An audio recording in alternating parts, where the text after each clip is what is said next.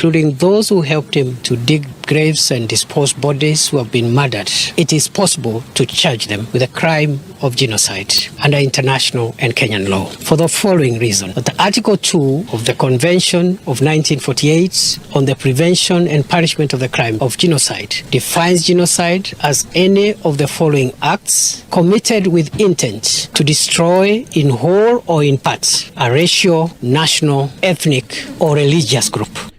Kindiki also says they are following a number of leads that will enable them get to the bottom of the matter and establish the truth. I am informed by those who are responsible that until now, over and above the figure that was given yesterday, which was at 73, we have been able to discover until this hour another 16 bodies, bringing the total to 89. And this is as at now. The process continues for the rest of the day, and we don't know how many more graves, how many more bodies we are likely to discover. Up to now, we have also rescued quite a number of people, including 3 who have been rescued today, this morning. And I think the figure now is around 34 of those who have been rescued alive. And we thank God for saving the lives of those dear ones.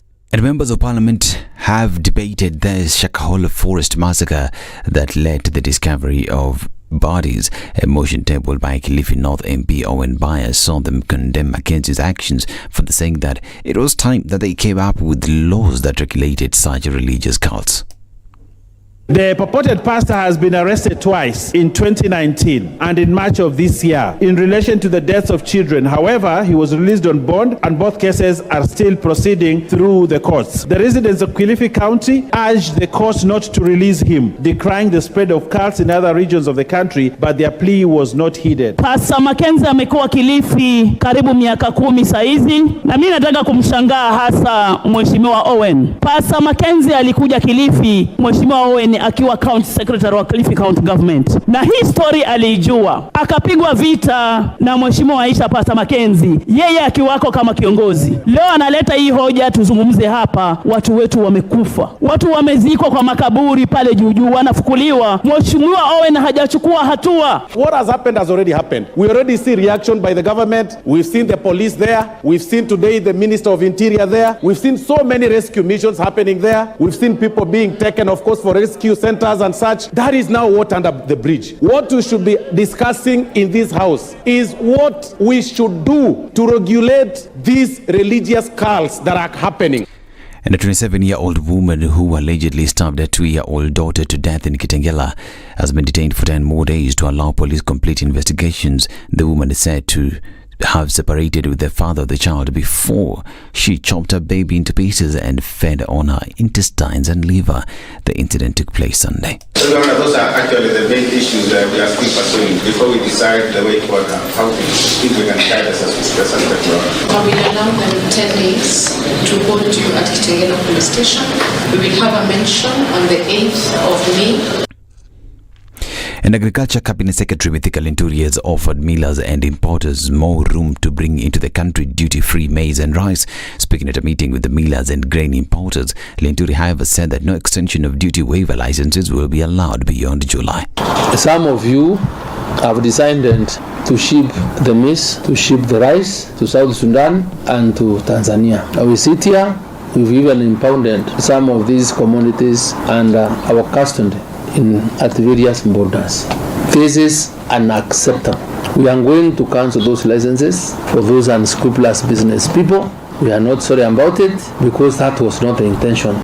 He further added that the importation licenses of those who failed to import foodstuff into the country will be revoked after 7 days. And if you understand, the concept of this duty waiver was to ensure that we are informed before we produce. So if you were to bring maize in the month of July or August or thereabouts. This is News. I'm Dennis Aseto. Good morning.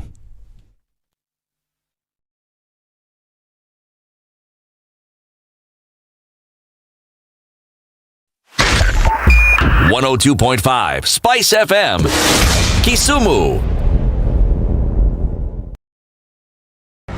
The following takes place from 6 a.m. to 10 a.m. every weekday on Spice FM. Congratulations. You've seen the hand of the Lord. Thank you very much. I've earned another title today, this morning at Spice FM. Mama Justice, I don't mind it. Joel in Kericho.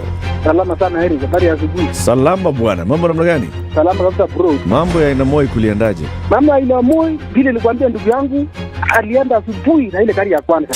I must have missed it. So did I. Even if somebody was to render you irrelevant, there is still work you can do. Okay, sawa. I deserve to keep you accountable. You deserve to give me a report. You don't work for me. I don't work for you. You work for me. Do you like that Freudian slip? Lovely, isn't it? Thank you very much. The Situation Room, Kenya's biggest conversation.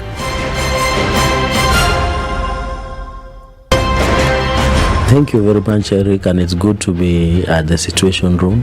Always a pleasure coming here. This is the most challenging interview panel in Kenya. You guys are very well informed, and as you can see, Charles today, very philosophical. To be poor in this country is the greatest sin you can commit, not just from a legal perspective, but from life generally. It is very, very skewed. We've just heard on the floor of Parliament, just most recently, a leader within the ODM saying that Sisi ni ng'ombe is a baba. Yeah. Which means that you are willing to be milked dry. Hapo. You cannot force me to believe. I'll give way. If it's land that I'm told to return to you, I will. Okay? Because the court has said so. But I'll continue saying, watu wamenirusha. That's all that I'm doing. The Situation Room, Kenya's biggest conversation. The following takes place from 6 a.m. to 10 a.m. every weekday on Spice FM. You tune into Kenya's biggest conversation. My name is Ramanyan. Amen. Amen. So 1 hour is over? Yeah. Oh yeah. Okay. It gets over. Can you imagine in 20 minutes? What the big boys have also done? I'm very proud of myself. When you understand about partnership in politics, it's like the way marriage is these days. When you're looking for a wife, you're like, maybe you can help me pay for fees as I pay for the rent. Why should you have a lioness living in your bedroom? I have to tell you a story. I went for a prayer meeting, which was called for the spouses of candidates for senators and governors. And when I got to the gate, the lady who was the secretary, she refused to. She's telling me, no. Leo tunataka wa mama. Leo ni wa mama. I'm telling her, no. She said, no, sio siku yenu. And I thought, there's a problem here, because if it was a man, but this was a lady.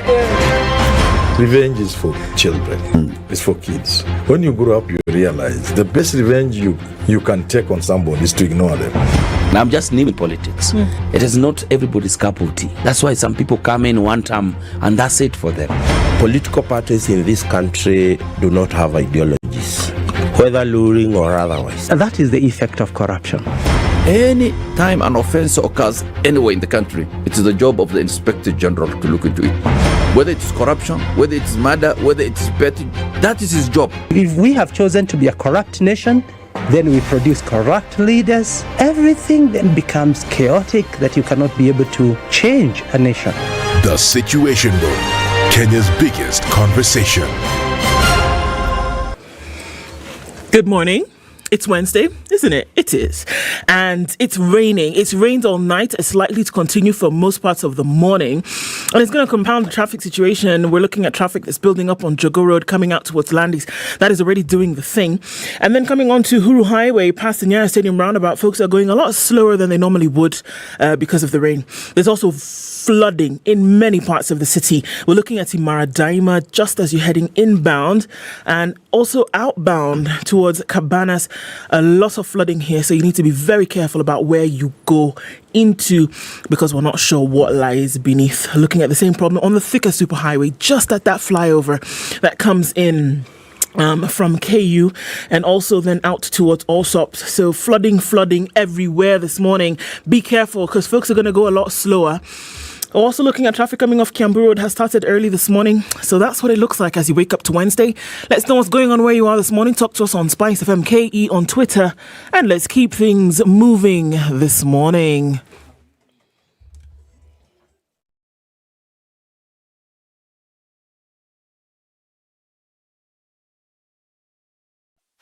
Spice FM. Spice up your life.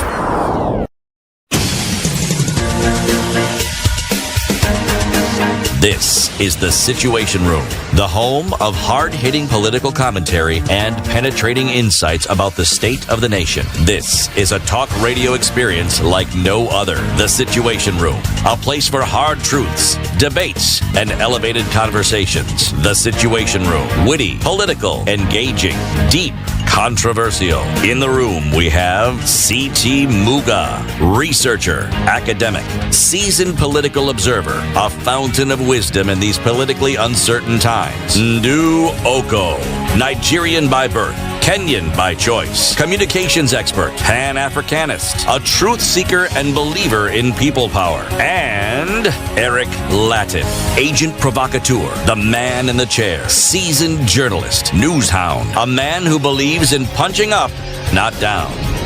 This is The Situation Room. Good morning. How you doing? Welcome to Wednesday, 26th day of April. Where? It was just the 1st of April the other day. We are on to May. Or May is on to us. Just like that. Imagine. Hiya. This is not funny. Not funny at all. City. Eric. How you doing? I'm doing well. Am I not sounding well? You are. Even looking well too. Looks and sounds So how do well people sights look? and sounds of well-being. How do well look people look? Too, You like look wello. Well. Yeah. Well. You seriously look. Wajiro Ikonyo is our guest host today. How you doing? Well. Ai, we. Well. Uko wapi wewe? Tuendelee. Hiyo mic yako Microphone iko forever. Karibia. Karibia. Shuke chini. Dogo. Shukisha basi. Ndio ingie kwenye ile. Thank you. Bas, namna that. Thank you. Namna that. Now, start. Wanjiru Gikonyo, our guest host today. How are you? I'm fine. You're still off mic. I'm still off mic. Our mic is facing like So where? Bas, hapo sawa. The other corner. Hapo. Bond with my mic. Talking to us from the corners. Bond with my mic. Hapo Stop being sasa. shy. Yes. Niko sawa. That lady is sitting next to you, Nduoko, is very happy today. Aha. What's happening today? I don't know. Yeah, do. You just don't know why you're happy. But you just know you're happy. What does Eric know that you don't know, Ndu? Repeat, my sister, I don't know. Doesn't she look happy? She always looks happy. Yeah. Do always represents. Exactly. So, yes. Andrea, thank you very much. But this man, he's up to no good. We know him. We know him now, my sister. We are waiting for it. No. We didn't say that. Eric, how are you this morning? I'm well. Yes. Nila siku. Nile, Nini. Wednesday. Ni Jumatano. So we said we're going to do this thing, that one. On the mountain top. Come on. On a sailing ship. Jamaica. I made her stop. Proud to say I'm on my way. Won't be back for many a day. My head is turning around. Leave a little girl in Kingston town. Our age is showing. Kabisa? It showed a long time Eric, ago. you had to choose this song. Do you choose a song with fewer S's and even fewer SHs? This is discrimination. Amekuona. And that's why we sing. And you will look at me when you begin with the sunshine. Choose a song with less hashtag. But go for it, City. You always sang it that way all your life. Why are you pretending to own your own it? Represent. You would all be there in unison. Do you? You know, City, do you? Do you? The world will adjust. Amen. You guys keep amending yourselves if you like. Me, I'm not singing any song. You're not. I can hum it, but to sing. Those things you're not doing. No. You have refused. I will hum. Yeah? I will hum it. Singing, no. No, singing, absolutely. That is not your thing. It is not my thing. Never was? Not even in school? I sang. CT sang. Don't let me deceive you here. I sang. So unless it's that perfect baritone, What baritone? prepared, you're not singing. You know, there are musicians on this planet who have been of great assistance to me. People with croaky, squawky voices. Right. Who are like Rod Stewart. Right. One of my all-time favorites. Right. Because he gives us license. So you can just sing the way you like. Yes, and you can become a big hit. People will try and copy you as you croak. So share it. Shine Louis it and Armstrong. share Louis it. Armstrong just goes on the and he's just screaming. It just depends. Just and own you call it. And you call it jazz. And you call it jazz, yes. Or even a James Brown thing. Exactly. You just mumble a few things. And it catches. So we might get to hear something from you before the end of the day. no, Oh, you that's won't. not happening. Oh, long thing story. It's a long story to Not say happening. you're not singing. That. You've really wasted our time. Sorry to say, You're on a we long are thing, starting it's off on not- a very bad note. Long stories to tell us what we already suspected. Asante Wanjiru. Let me tell you what we'll be discussing today.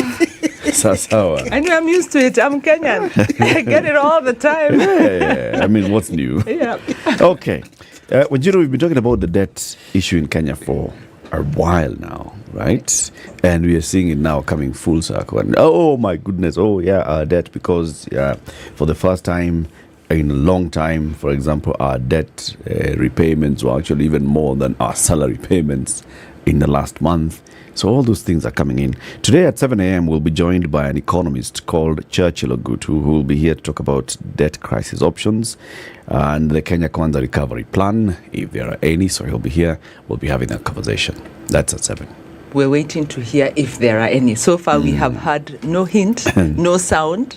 And the Okoa Uchumi Coalition sent me with a few questions that I am seeking to share with Churchill. To Just get his remember, wisdom. Churchill is not... KK. Yeah, he's not. He's neither Professor Jogona Ndongo. Yes. Nor is he Dr. David Day. Right, right. But yeah, we'll ask the questions. As an economist. Yes, Yeah, what is he seeing? Because economists see things. They see. Yes, they see ahead, see behind, and tell us what we are seeing. Yes.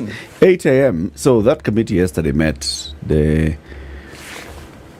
talk. It's called what? Bipartisan thing. They met, they came out again, chest thumping and disagreeing. But as those conversations are taking place, there are some who have now started saying, okay, let's have a conversation, but also look at how resources are being distributed across the country. Is there equitable distribution of resources in Kenya? Some of those are members of parliament from Mount Kenya, led by Gathoni Wamuchomba, who is the MP for Githunguri and the chairperson of the Constitution Implementation Oversight Committee of the National Assembly. She'll be joining us at 8 a.m. to tell us bipartisan talks and the one man, one vote, 1 shilling narrative or campaign or push. That conversation happens at 8. Keep it here for that. Simambo iko sawa namna hiyo? Yeah, the live stream is up. The YouTube live stream is up. It is. No one is complaining. Not yet. Okay, 20 minutes after 6. Let's take a look at the weather and then we will acknowledge your presence. Good morning.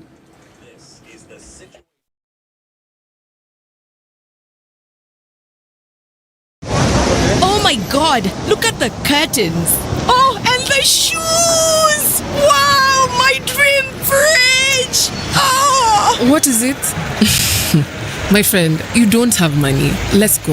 Yes, yes, yes. I know what to do.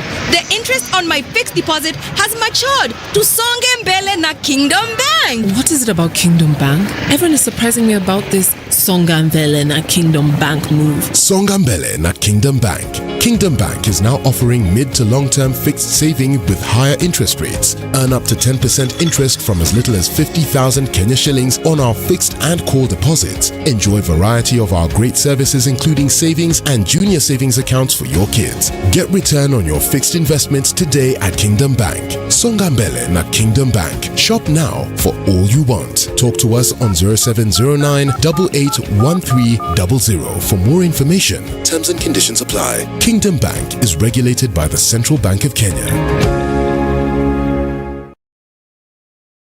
Showers coming down in Nairobi. It's cloudy and rainy at 16, highs of 23 and lows of 15 today. Cloudy at 16 in Nakuru, highs of 23, and we'll see highs of 24. In a cloudy Nyeri at 15. It's cloudy at 13 in Eldoret, highs of 21, and mostly cloudy at 25. Overcast in Mombasa, highs of 30. Same thing in Malindi, where it's cloudy at 27. It'll go to highs of 30 today. It's cloudy at 17 in Kisumu, highs of 25, and highs of 25 in Kakamega, where the clouds are up at 16. Looking out into Kampala, cloudy conditions at 18, highs of 24. It's clear in Dar es Salaam at 26, highs of 31 and lows of 24. At 15, it's mostly cloudy in Johannesburg. This morning, it'll go to highs of 25 and lows of 14. It's cloudy at 26 in Lagos with highs of 33. At 24, it's mostly clear in Kinshasa, highs of 32 and lows of 24. Let's look out into a sunny Beijing. Wednesday afternoon is sunny at 17, highs of 20. And at 5 degrees, Paris is mostly cloudy. It'll go to highs of 13, and London will see highs of 12. 11 degrees and clear Tuesday night in New York. Coming into Wednesday, highs of 15 and lows of 6.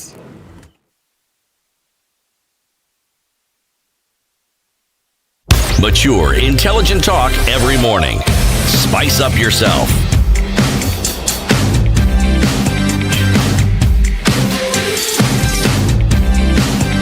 Mornings done right. 94.4 Spice FM. In Manchester, UK, Sir George Gashoire says, where did he go?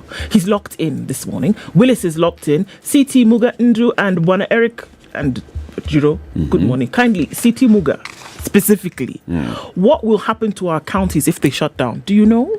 They won't shut down. Okay. Everybody will go home. They will not shut down. They are going to run on fumes. What have they been running on? The same fumes they've been running on. They shall continue to run on fumes. They cannot shut down because the very fumes they've been running on are the things they need to sustain themselves and to also steal from. So it is very unlikely. In fact, let me be specific. They are not going to shut down. Okay. Well, there's your answer.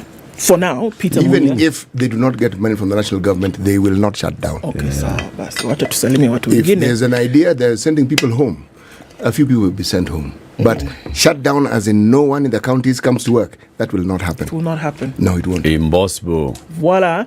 Nathan Newton is tuning from Boston. Ile Boston, yeah, Massachusetts. Chris Kimathi says, good morning, tuning from Tharakanithi, ile Tharakanithi. John Gishuki is tuning from Laikipia and says, Karibu Wajiro Gikoyo. Tuning from the Dead Sea region in the Valley of Sodom. Hey!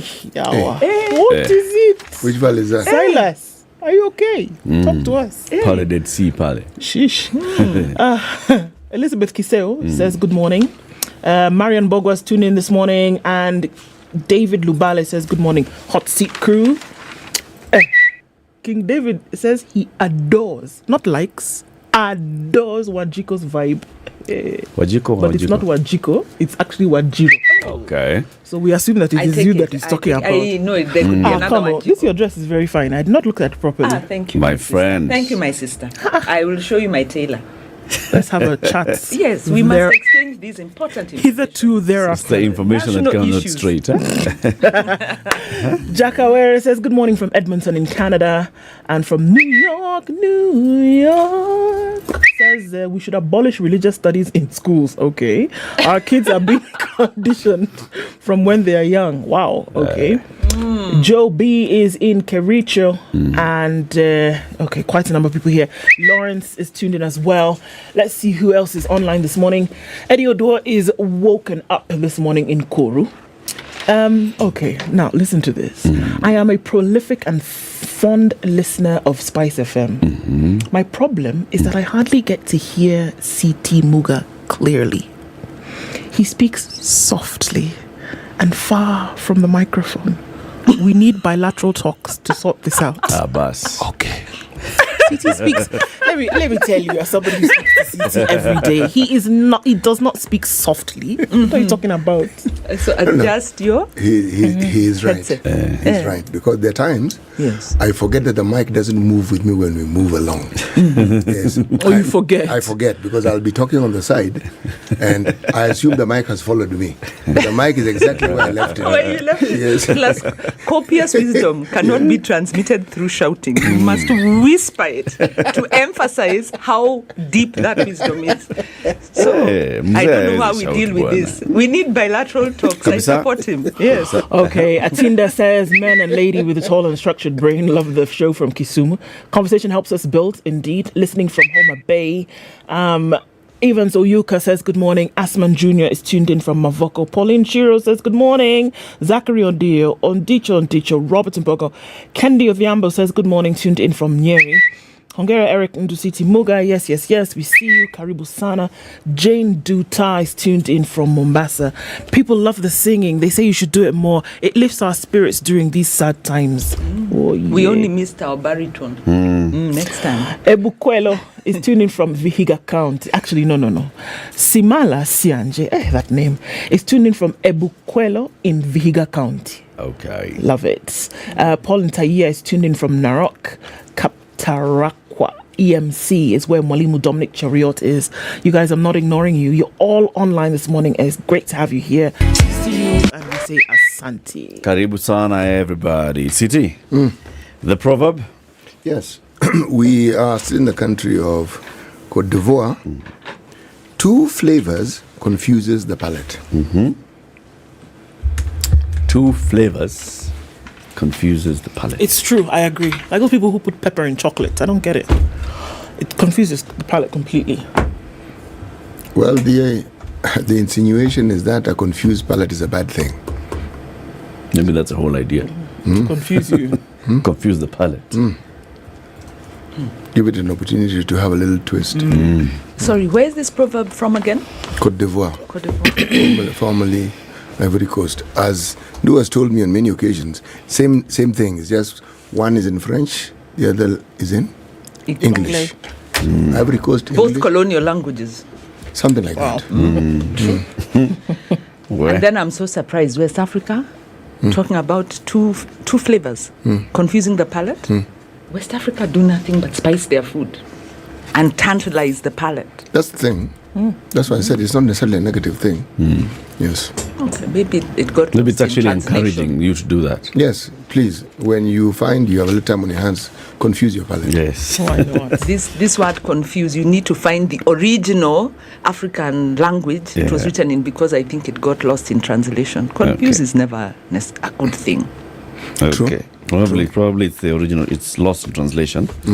Okay, let's look at the headlines. All right, on the front page of the Standard this morning, horror tales of cult graveyard. We saw another, 16 more bodies from the Shakahola cult members dug up, taking the total deaths to 89.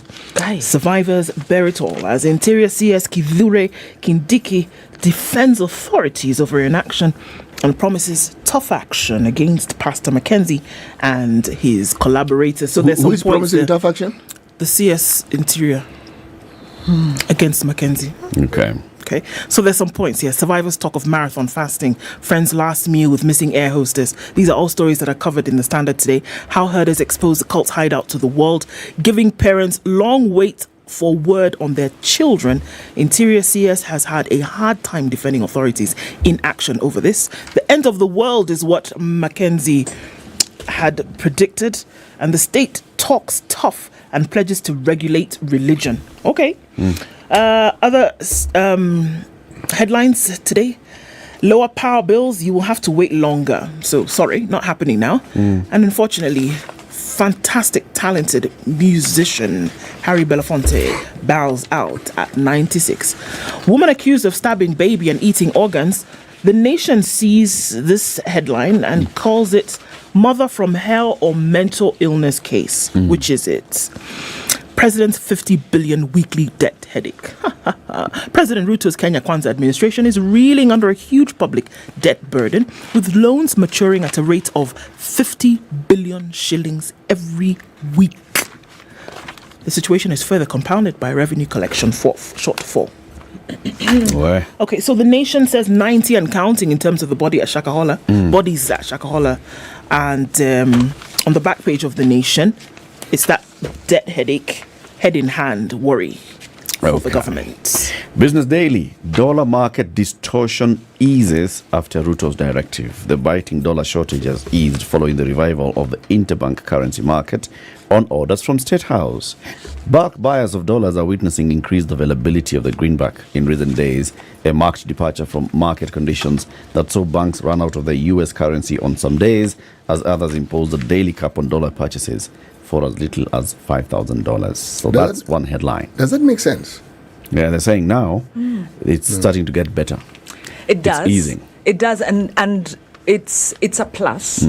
There was some negotiation that took place because apparently banks had withdrawn, because banks hold a lot of hard currency, and they had stopped doing this exchange due to lack of confidence in so essentially the administration. Essentially, there was no shortage of dollars per se. Well, the point things. is that part of the market was not functioning. So it's kudos to the regime for having that discussion and for persuading banks to put their currency back into the exchange. Why did they the remove question is, will it hold? Why did they remove the interbank trading? Yes. Yeah. There are some things that are happening at the central bank. We'll actually ask the economist whether he understands those things. Tell us. So remember the new CBK deputy governor, when she was being vetted, she said one of the things that she wants to do immediately is to revive the interbank. And she held several meetings after coming into office with the banks and saying, guys, let's operate CT Bank, you can call Wajiro Bank and trade. Okay? So that those dollars are circulating. Yeah. But like CT asks, why had it stopped earlier? And will this hold? Let me tell you the other headline in the Business Daily. How old law exposed Tuju to auction over 2.2 billion shilling debt. The former CS current property was yesterday placed under receivership due to a 2.2 billion shilling debt and an old law that favors asset auction over a rescue plan. The EADB, that's the East African Development Bank, had appointed consultancy firm PwC as receiver managers for the 20-acre property and a high-end dairy hotel, which Tuju estimated to be worth 3.5 billion shillings. The dairy hotel is currently under the management of Tamarind. Higher. Other headlines, sticker headlines. Foreign loans interest up 19 billion shillings in 8 months. CMC lays off 169 on passenger cars exits. They're retrenching as a consequence of exit from the passenger vehicle market, the company announced in a letter to the Amalgamated Union of Kenya Metal Workers. And the IFC has okayed a 1.7 billion shillings loan to Avenue Hospital. Ndio hizo. City? The Star? Top right-hand corner, in Till Green, CS Linturi issues 7-day ultimatum to millers and grain importers. To do what? To do what? Cost of unga issues. Let me repeat. CS issues 7-day ultimatum to importers and millers. Okay. See, I'll tell you the story later. Okay. That's the headline. Sawa. Yes. Trailer. Okay. Then, the shock story, headline, shock as cannibal mom kills daughter, feasts on Hogan. This is a nonsensical headline. It's a shocking Yes, headline. it's shocking, but you determined as a cannibal mother. She was a cannibal, and that's why she killed the child. That's what you're intimating. This is nonsensical. Utterly nonsensical. Yes. Now, bang, the headline in the papers. Malpractice because of allegations of widespread cheating. We are back again to the story of widespread cheating. Malpractice because of allegations. Yes, I'm going to read the headline. Varsity entry exam proposal sparks debate. It will be double testing KCSE, which tests a number of subjects, and a more specific varsity test on other fields of interest. So upon admission to university, the university gives you another test. An entry test. Yes. Yes. You thought it was safe to get out of the water. Wapi. This is for what? This is for the outgoing system, or this is the CBC system that doesn't university. That doesn't emphasize testing. What are we talking about? This university now. We've left high school. That one we've left. Now it's university. But people as graduating. You enter university, you because of all this narrative that cheating, widespread exam cheating and all, so universities are feeling they are not confident of the people that they are receiving, so they want to test for themselves. So kind of the thing like what private schools do when you want to transfer from one school to another. They subject you through a test to see whether you fit there. They call it an interview. Whether your results really represent your capability. Well, yes. Because you could have bought them. Yes. If you came from the 844 system and you wanted to join the Cambridge, whatever international system, you sit for a test. That is damning. No, it is not. It is damning on the system, on the integrity of the system. No. You should understand what is the exam and how they examine it. Yes. You see, when we think of exams, we think of the exams we went through. Okay? Some of these exams, it's more of an aptitude test more than anything else. It's not, do you know what 1 + 1 when you climb Mount Kilimanjaro is, that sort of thing. It's not anything of that sort. Let's look at traffic. Fair enough. Not 1 + 1. Not 2 + 2. So let's climb Mount Kilimanjaro. 24 minutes to 7.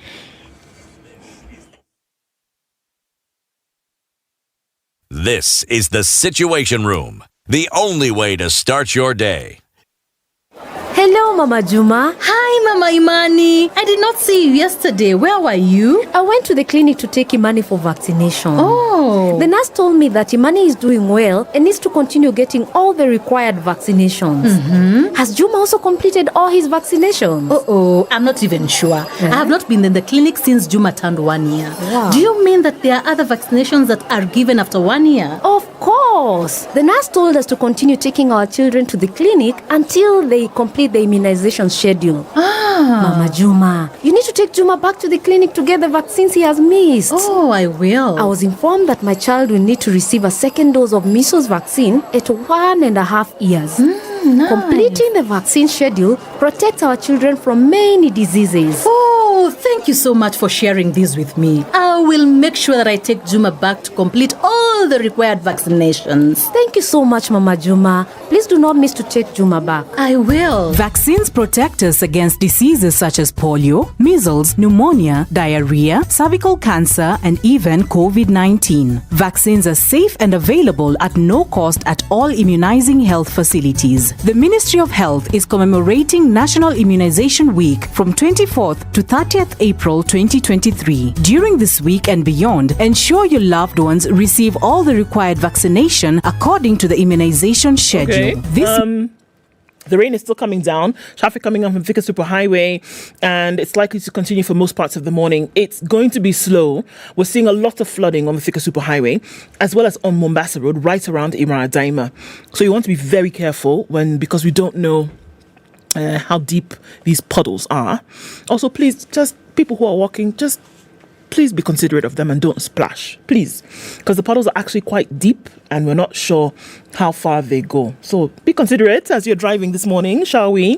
Coming on Waiyaki Way into the city, some traffic here and there. It's not started on James Gishuru. It's likely to later. Coming in from Limuru Road, Kitisuru, Two Rivers, in from Ruaka, it looks good for now.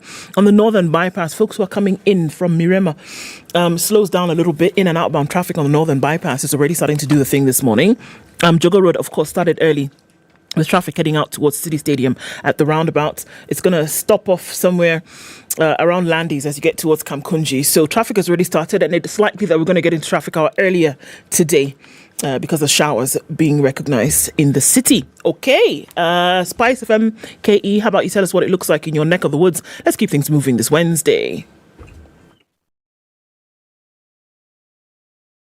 Mature, intelligent talk every morning. Spice up yourself.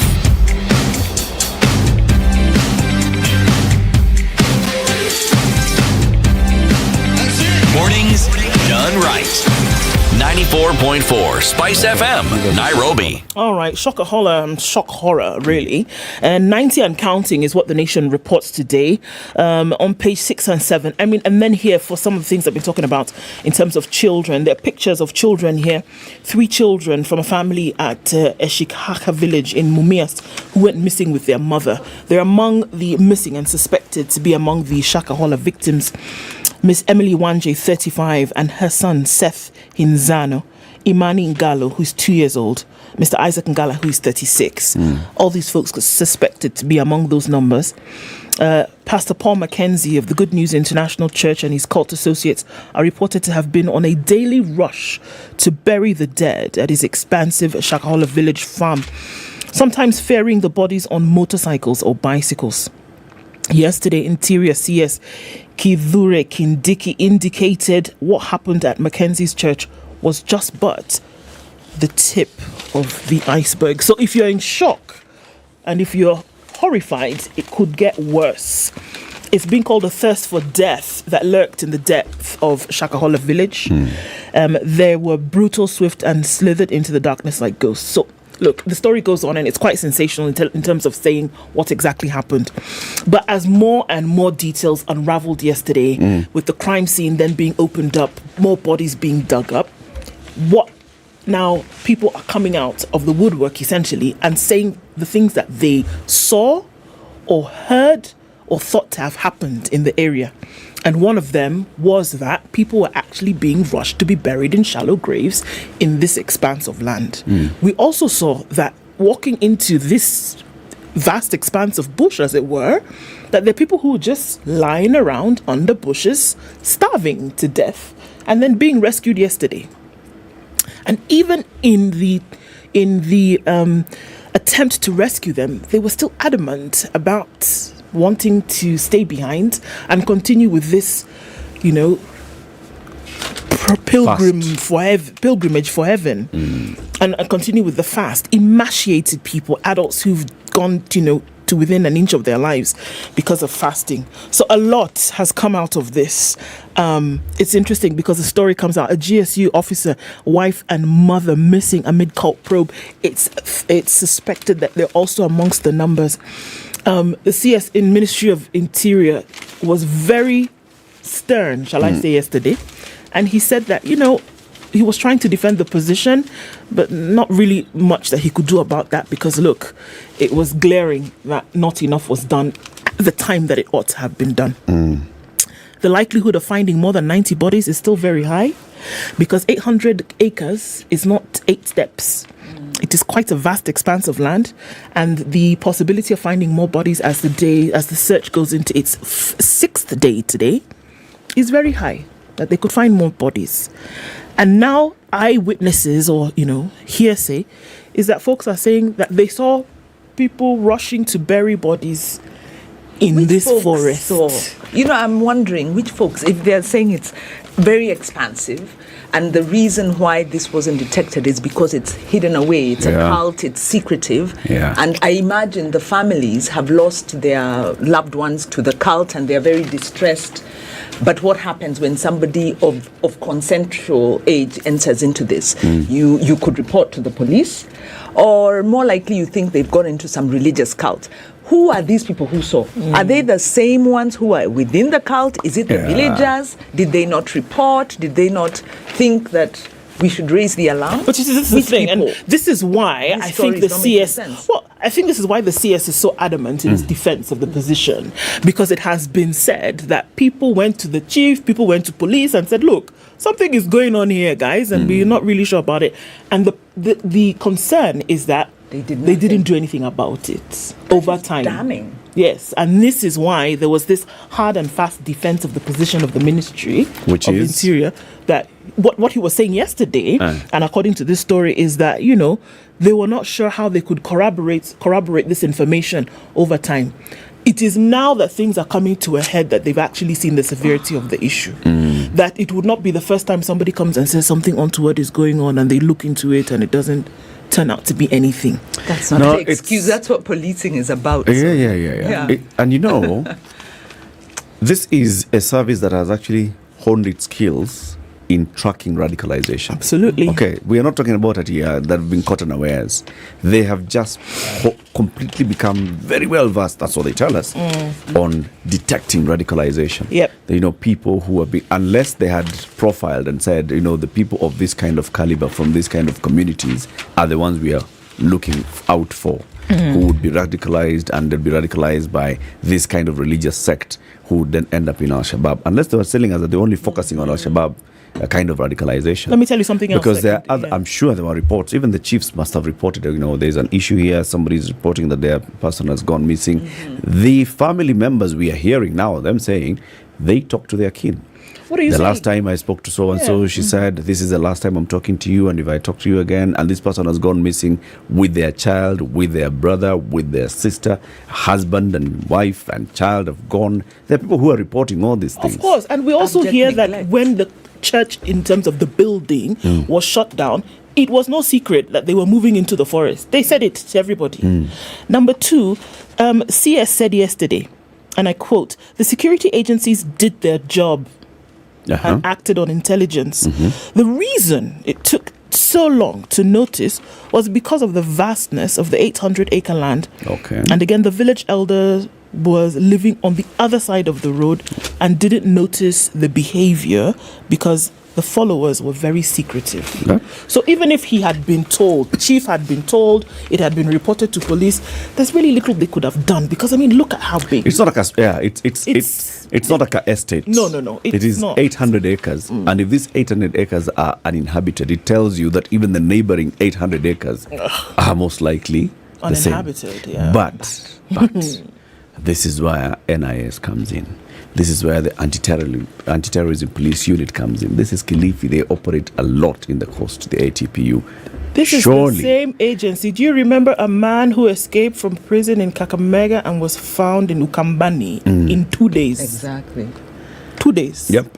That is how policing works. Yes. You enter into expansive, secretive places and you uncover the crime. And you have a Otherwise, suspect. You it's know not policing. You know, there's a It's guy called community Mackenzie. observation. Observe Mackenzie. He'll lead you to where he's taking the people, because everybody is saying they joined the church. Well, there are many questions to ask. Even as the rescue operation is going on, there's an interesting angle here. Haki Africa Executive Director Hussein Khalid is urging, he's on the ground there, he's urging the government to focus a lot more on those that may still be alive. Okay? So this entire vastness of land, how are they deploying people to look for people who may still be alive? So he's saying use KWS helicopters and police helicopters, fly low and observe, and then send ground teams to specific areas. It also points to something else. It points to one, resourcing of the police, because there's an implicit assumption here that capacities are lacking. And there's been an ongoing conversation, if you follow the advocacy around IMLU, that despite quite heavy budget allocations, not enough go to the lower levels of budgeting of the implementation structure. There is also the failure to operationalize things like community policing, the county policing authorities. So policing has been very centralized. The resources have been very centralized, and these capacities haven't been pushed down. Then you're talking about there's a county administration, there's a national government administration. There are all these structures that exist. They're supposed to be citizen village elders. All these are supposed to be in place, resourced and mobilizable, but it looks like they're not really working. They're not reading. They're on paper. Into each other. And they're not collaborating. So there should be lessons coming out of this. Big ones. And, well, for as long as... I hope he's just publicly trying to defend the system, but inside he goes back and says, no, we've got to find out. And the calls for it. Religious leaders have come out to speak. The Catholic bishops and the bishops from the other churches under the NCCK came out yesterday and said, cultic leaders usually have a very tight grip on their followers, whom they influence to believe that they are always right and they have exclusive knowledge of the truth. We believe that asking people to fast and die in order to meet Jesus is not Christian, but a heretical teaching that should ordinarily attract corresponding disciplinary measures by the religious family where the church leader belongs. This is according to Archbishop Kivuva, who is the chairman of the Kenya Conference of Catholic Bishops. is what he was saying. NCCK General Secretary Chris Kinyanjui said a rogue was out to mislead the masses. He said the Registrar of Societies had stopped consulting NCCK, leading to the mushrooming of churches whose authenticity and credibility were questionable. On the case of Mackenzie, we'd like to know why our intelligence allowed him to run the church in the forest. The Kenya Forest Service should tell us how he managed to operate his church without being noticed. I thought the churches shot down proposals to regulate the sector. Yeah. And isn't this what happens when you don't regulate a sector? The religious sector in this case. Yeah. Everyone is running around trying to explain away the problem from as far away as possible from them. It seemed, without necessarily saying it, it's someone else's problem.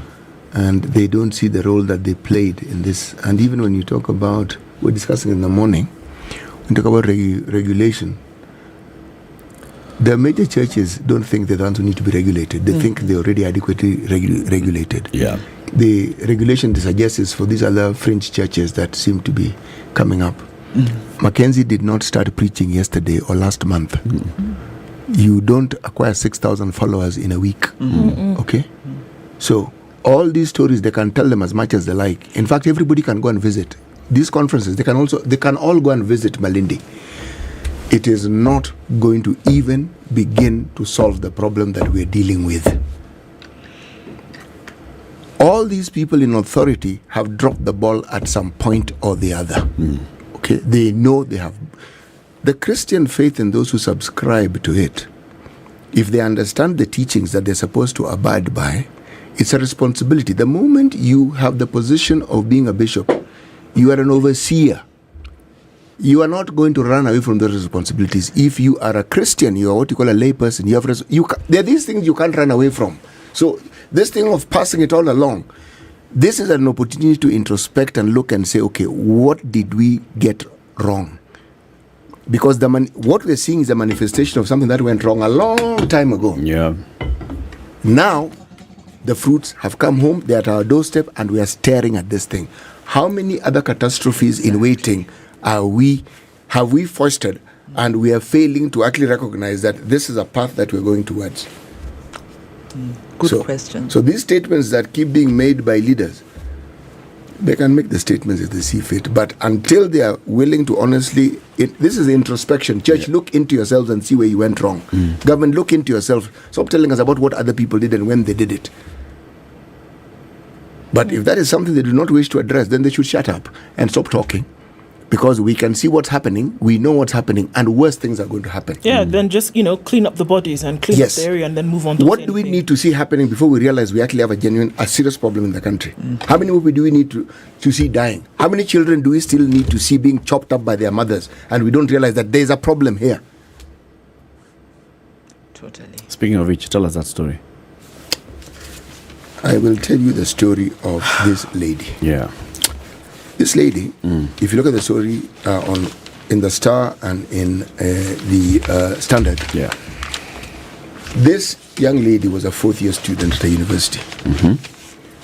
Prior to all these things happening, immediately before, she had gone and stayed with her mother overnight, and it was noticed, the mother lived in the same area, that she was disturbed. But prior to that, she had gone and lived with her boyfriend in Kirinyaga for 8 months. The boyfriend is the father of this particular child. Okay. And then she came back. With the child. With the child. Now, fourth-year student. The night before the incident, she was at her mother's house. We don't know the details of what happened there. It's not told. But she found her daughter playing with other children. Okay. She took the child. It's the screams from the child that alerted the neighbors. Now, the mother was singing nursery rhymes as she was chopping up the child. Neighbors came, some were filming it, they tried to break the door. By the time they broke the door, according to the report we have from both papers, she had eaten half the child. What? And she had collapsed. Now, you tell me, is this someone you take to court or is this someone you take to hospital? Mental hospital. Mental hospital. Without hospital. Yes. What are you taking this person to court for? Don't pass go. Don't collect. Hospital direct. Straight mental. Yes. Hospital. A psych evaluation. Now, either the police have been so inundated with such stories that for them, this is just a little odd, but it's normal. So, crime committed, or we think crime court, okay? You're kicking the can down the road.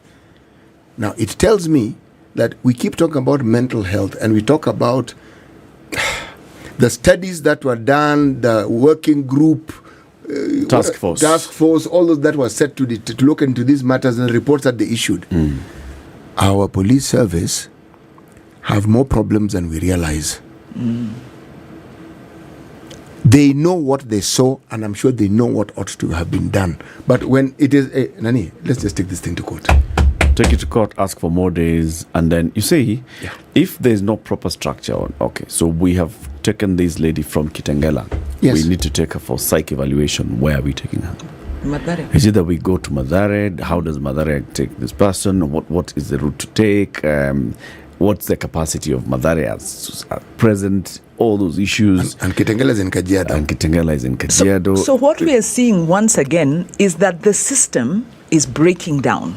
And the system is broken, especially at the local level, because we are hearing things up here, but when it comes to the implementation of day-to-day routine policing and enforcement and decisions, there is a lack of collaboration, because you should expect within the police force that there is a unit that deals with these kind of issues, or at least is vast with making this kind of assessment of where do you take this person. There should be a process. But it seems that it's broken down. There should be a referral. Take this person, as we charge or as we do whatever we are doing, we do the evaluation and see where we place them. So our system is broken down. Where are the resources? Where is the training? Where is the culture? Where are the experts that advise on this? You just picture this situation. Look at the pictures you see of Shakahola, the police Land Cruiser, and the bodies being put in. Yeah, they're just being the police loaded on a just loaded. You just watch. It's the police. Yes. Here there is this mother. You have been called by the neighbors. You've come. You find the mother, blood all over her face, and half her child.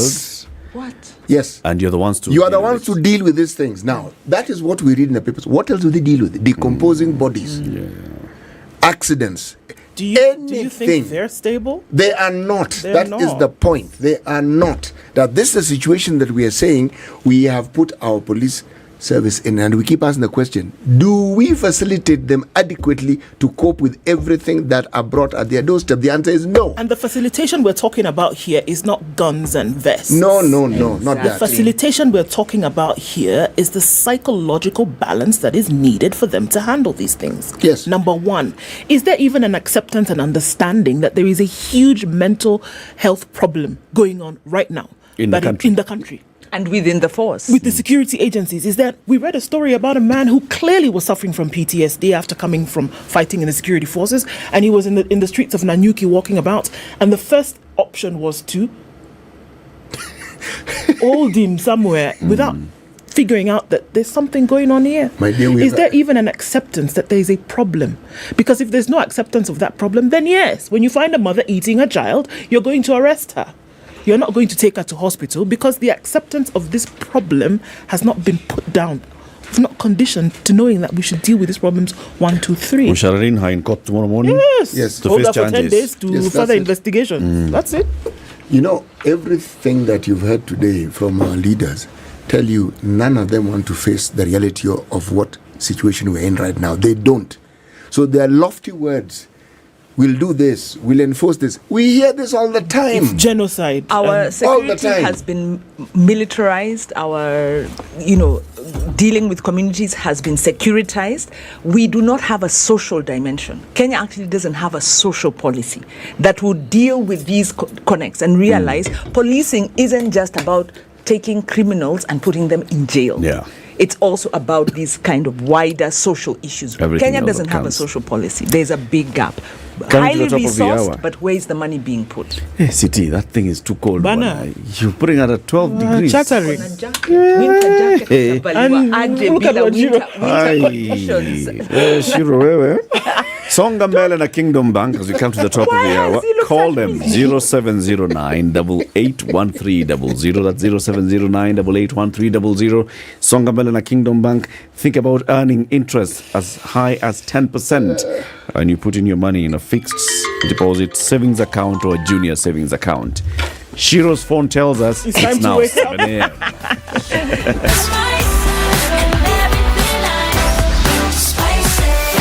Spice up your life.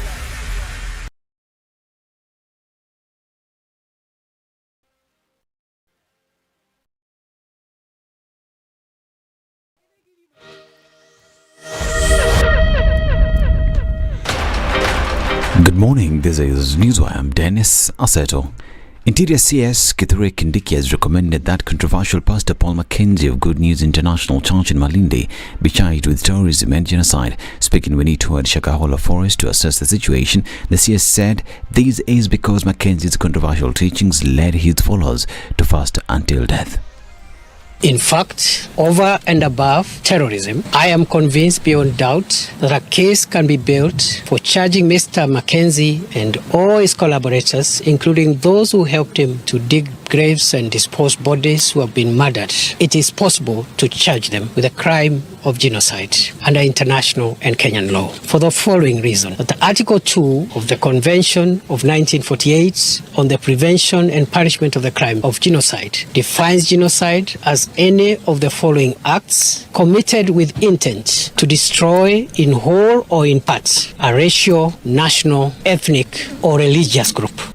Kindiki also says they are following a number of leads that will enable them get to the bottom of the matter and establish the truth. I am informed by those who are responsible that until now, over and above the figure that was given yesterday, which was at 73, we have been able to discover until this hour another 16 bodies, bringing the total to 89. And this is as at now. The process continues for the rest of the day, and we don't know how many more graves, how many more bodies we are likely to discover. Now, members of Parliament debated the Shakahola forest massacre that led to the discovery of tens of bodies. A motion tabled by Kilifi North MP Owen Byers saw them condemn Mackenzie's actions for the saying that it was time that they came up with laws that regulated such religions and cults. The purported pastor has been arrested twice, in 2019 and in March of this year, in relation to the deaths of children. However, he was released on bond and both cases are still proceeding through the courts. The residents of Kilifi County urged the court not to release him, decrying the spread of cults in other regions of the country, but their plea was not heeded. Pastor Mackenzie amekuwa Kilifi karibu miaka 10 saizi, na mimi nataka kumshangaa hasa Mheshimiwa Owen. Pastor Mackenzie alikuja Kilifi, Mheshimiwa Owen akiwa county secretary wa Kilifi County Government, na hii story alijua, akapigwa vita na Mheshimiwa Aisha Pastor Mackenzie, yeye akiwako kama kiongozi. Leo analeta hii hoja tuzungumze hapa, watu wetu wamekufa, watu wamezikwa kwa makaburi pale juu wanafukuliwa. Mheshimiwa Owen hajachukua hatua. What has happened has already happened. We already see reaction by the government. We've seen the police there. We've seen today the Minister of Interior there. We've seen so many rescue missions happening there. We've seen people being taken, of course, for rescue centers and such. That is now what under the bridge. What we should be discussing in this house is what we should do to regulate these religious cults that are happening. A 27-year-old woman who allegedly stabbed a 2-year-old daughter to death in Kitengela has been detained for 10 more days to allow police complete investigations. The woman is said to have separated with the father of the child before she chopped her baby into pieces and fed on intestines and liver. The incident took place Sunday. So, Your Honor, those are actually the main issues that we are still pursuing before we decide the way forward how to think we can guide us as we suspect, Your Honor. We allow them 10 days to hold you at Kitengela police station. We will have a mention on the 8th of May. The bipartisan team tasked with addressing issues raised by Azimio has indefinitely suspended the talks after failing to agree on the membership. Addressing separate press conferences after deliberations that lasted over 3 hours, the two sides confirmed that they have disagreed on whether Eldas MP Eden Kainan and Pokot South MP David Kosing should continue sitting in the talks. They can choose to withdraw from this team. The second option is if either party chooses to withdraw its objection. In our case, the objection to Honorable Adan Kainan, and that's a decision that we can't make because the objection was raised by our appointing team. and principles. The third option is if our appointing authority choose to withdraw any of those gentlemen on their own accord, because that can also be done. So until then, we've hit a stalemate and we've suspended these talks until such time as there might be consensus along the lines reached or the position changes. This is Kenya Kwanza through the chairperson George Murungara urged their leaders, President William Ruto and Raila Odinga, to intervene. It is open to Honorable Otiende Amolo and myself to meet His Excellency the President William Samoei Ruto as an appointing authority, and also meet the former Prime Minister, the Right Honorable Raila Odinga, as a co-principal and appointing authority. This is Newswire. I'm Dennis Osato. Good morning.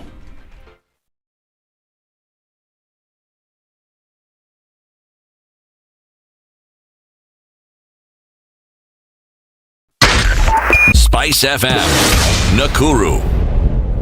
All right, so the flooding is what is going to cause some traffic in certain parts of the city this morning. We can't say it enough.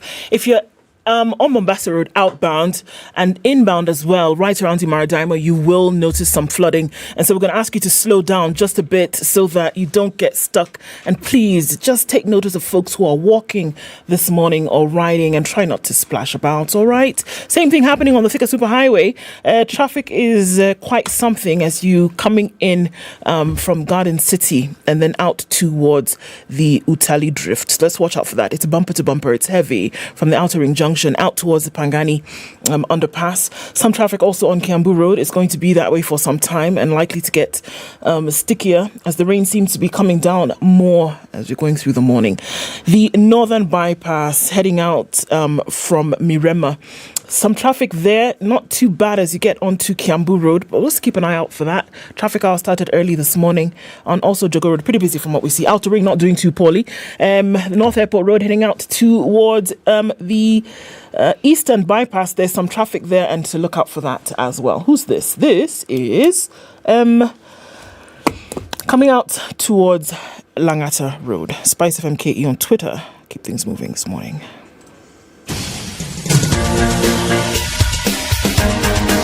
This is the Situation Room, the home of hard-hitting political commentary and penetrating insights about the state of the nation. This is a talk radio experience like no other. The Situation Room, a place for hard truths, debates, and elevated conversations. The Situation Room, witty, political, engaging, deep, controversial. In the room, we have C.T. Muga, researcher, academic, seasoned political observer, a fountain of wisdom in these politically uncertain times. Ndu Oko, Nigerian by birth, Kenyan by choice, communications expert, Pan-Africanist, a truth seeker and believer in people power, and Eric Latif, agent provocateur, the man in the chair, seasoned journalist, news hound, a man who believes in punching up, not down.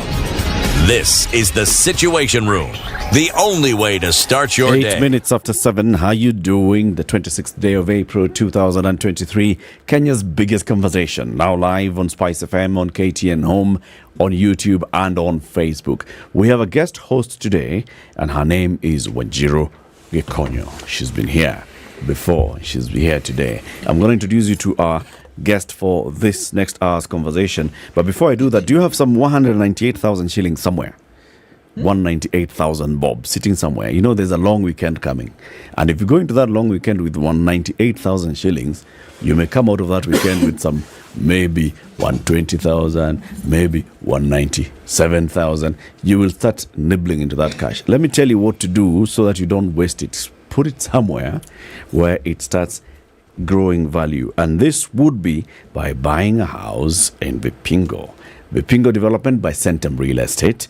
They have been doing some beautiful work there. Several houses, apartments and bungalows and some villas. Phase 1 complete, 500 houses completed and handed over to their owners. They're now doing phase 2 and they're saying from as low as 1.98 million shillings, you can own an apartment in Vipingo.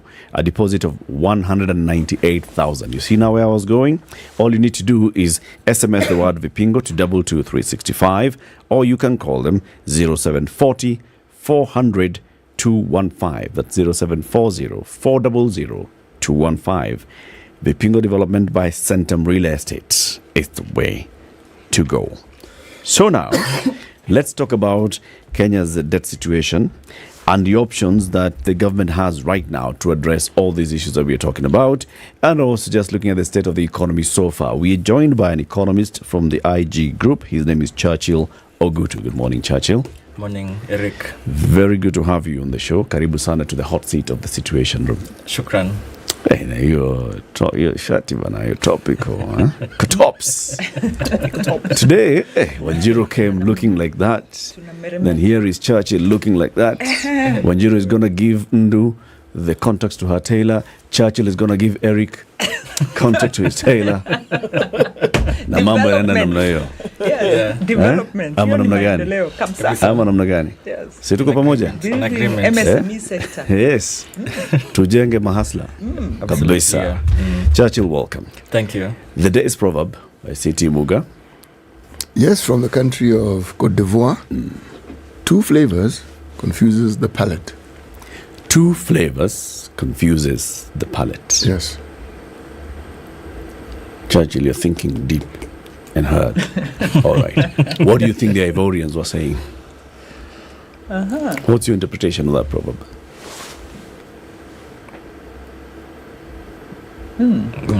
Interesting. I think it's similar to how they say that too many cooks spoil the broth. I think so. So my understanding is that if you have so many competing ideas, it just... You never identify. Yeah, something like that. Yeah. What's happening? Too many things you don't know. Okay. Or maybe there's a case to be made for multiple tastes, and your taste shouldn't just be singular. Confusion isn't necessarily a bad thing. You could also take a social approach. Were they polygamous? No. Very, very many. Is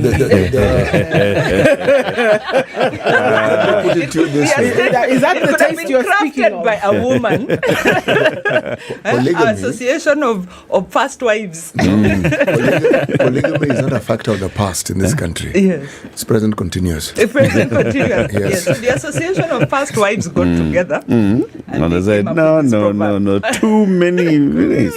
Mixing things up. They spoil the flavor. They call the goat wives. Yeah. So, Churchill. Yes. Let's begin. When we're looking at the headline of the Business Daily today, we're like, okay, so we see what it's saying. It's saying that the dollar market is beginning to stabilize following some steps that have been taken in the last couple of weeks. What is it that you hear and what is it that you see? Thanks, Eric. So let me start with how it was, I think, the last 2 or 3 years. Essentially, we have an interbank market, and that is what we also see within the context of the current, in any given day, some banks are short of liquidity, other banks have liquidity. So with an interbank market, those banks which are short of liquidity approaches the banks with higher surplus of liquidity, and then they're able now to balance their liquidity needs. But when you get into the foreign exchange interbank market, that is essentially what needs to happen. There are banks which have dollar demands, or they have their dollars in their books are not able to match the dollar demands from their clients. So within the context of an foreign exchange interbank market, at least they are able now to engage other banks which have surplus dollars, and then at least we can now be able to see a convergence of FX rates. And because that interbank market broke for a number of years, what happened is now banks were now pricing their dollars according to at their whims, and that now led to a big divergence between the banks, what they are charging clients on dollars, and what the official dollar rate was by the Central Bank of Kenya.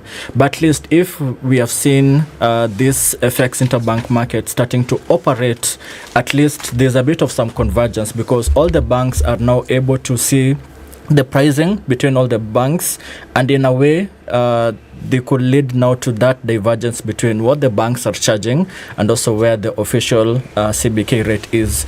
So right now, initially the spread, now the difference between what the banks were charging their clients and where the CBK official rate was, that spread was 13 shillings. Right now, it has narrowed to 6 shillings. So at least that's a fair assessment that the FX interbank market has started to operate. What had made it collapse or stop operating? From what we hear is that, first of foremost, I mean, banks were not able to, they didn't have that visibility.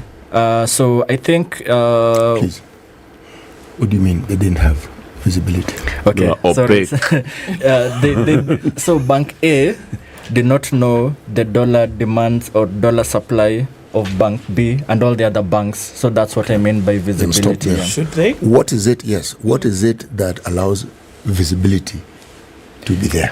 If there is an FX interbank market, so if you're... So what is an FX interbank market?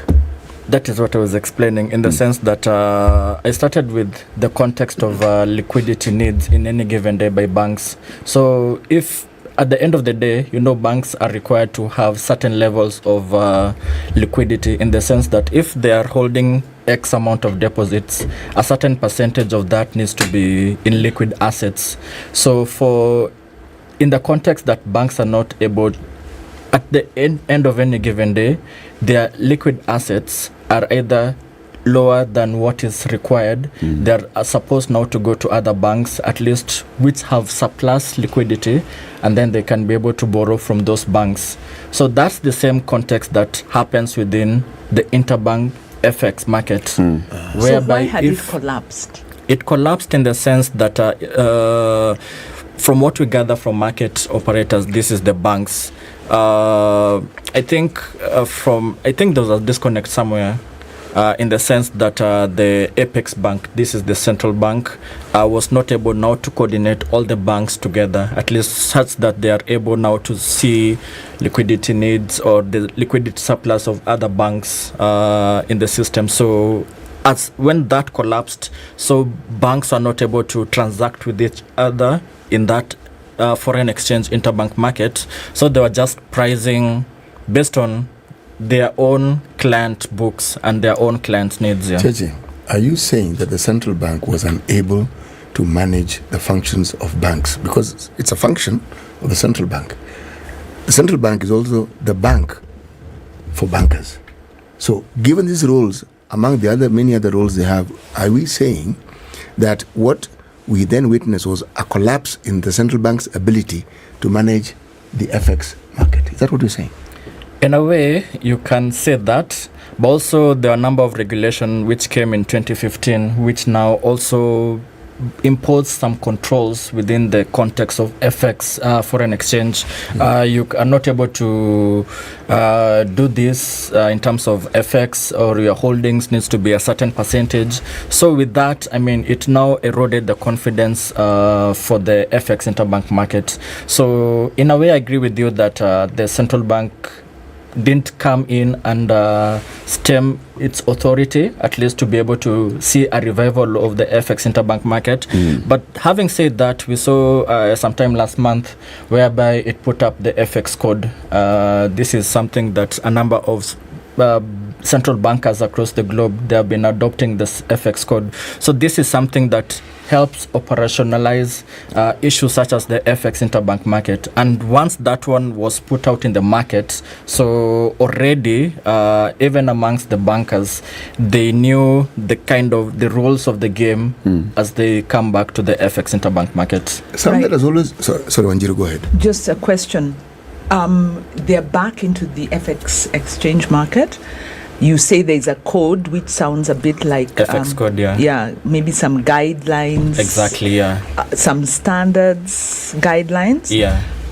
Are we sure? And then we're also seeing that the government is trying to borrow, try to float a bond, was undersubscribed, which continues to impinge on the liquidity, the fiscal space of the government.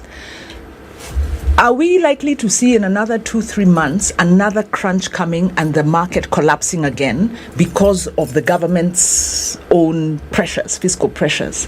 Because a lot of this pressure is due to government borrowing and debt repayments. That is where the pressure is coming from. So are we out of the woods? Is this going to be sustained, or is it just a temporary reprieve? And then as government seeks to borrow more because they're likely to come back heavily into the domestic market, are we likely to see this situation unravel again? Okay, well, that's quite a heavy question. So let me try and unpack it here. So for sure, we've seen pressure on the FX reserves. At some point, we were at around $10 billion at some point, but I think that was after some Eurobond issuance, but it has now come to around $6.5 billion right now as at the end of last week. So definitely there's a pressure. And if you look at the import cover, we're looking at months of import cover, this $6.5 billion. And if you compare with the import needs, it has really come below the statutory level, below the 4 months of import cover. So definitely there's been a pressure on that here. You mentioned things around debt repayments. External debt repayments are significant, but not as significant as what we are seeing on domestic debt repayment. So the intention, or what we are seeing, which is not sustainable, is the fact that our FX reserves predominantly is not from our exports, is predominantly from inflows from borrowing, be it on the multilateral level, be it on the syndicated loans, or be it on the Eurobonds. So those are the things that ramp up our FX reserves, but it's not sustainable because it's money in, money out, debt repayment, so it's not quite sustainable. What efforts have we seen also in addition to that? We remember that right now we have the government-to-government oil importation deal. I still have reservations on that, in the sense that the intention is at least to reduce pressure on FX reserves by $500 million on a monthly basis. But we'll see how it has been drafted. It's just for 6 months. So yes, starting from this month, we will not see a decline in FX reserves to the tune of $500 million because of the fact that the oil market companies are now paying right now in Kenya shillings, but one of their players, but these monies will be paid. Ultimately, we need to convert this money, Kenya shillings terms, into dollars like 6 months down the line. So 6 months down the line is when we can now start seeing pressure on FX reserves. So that is not sustainable. Yes, we may get some reprieve, a couple of months just to breathe a bit.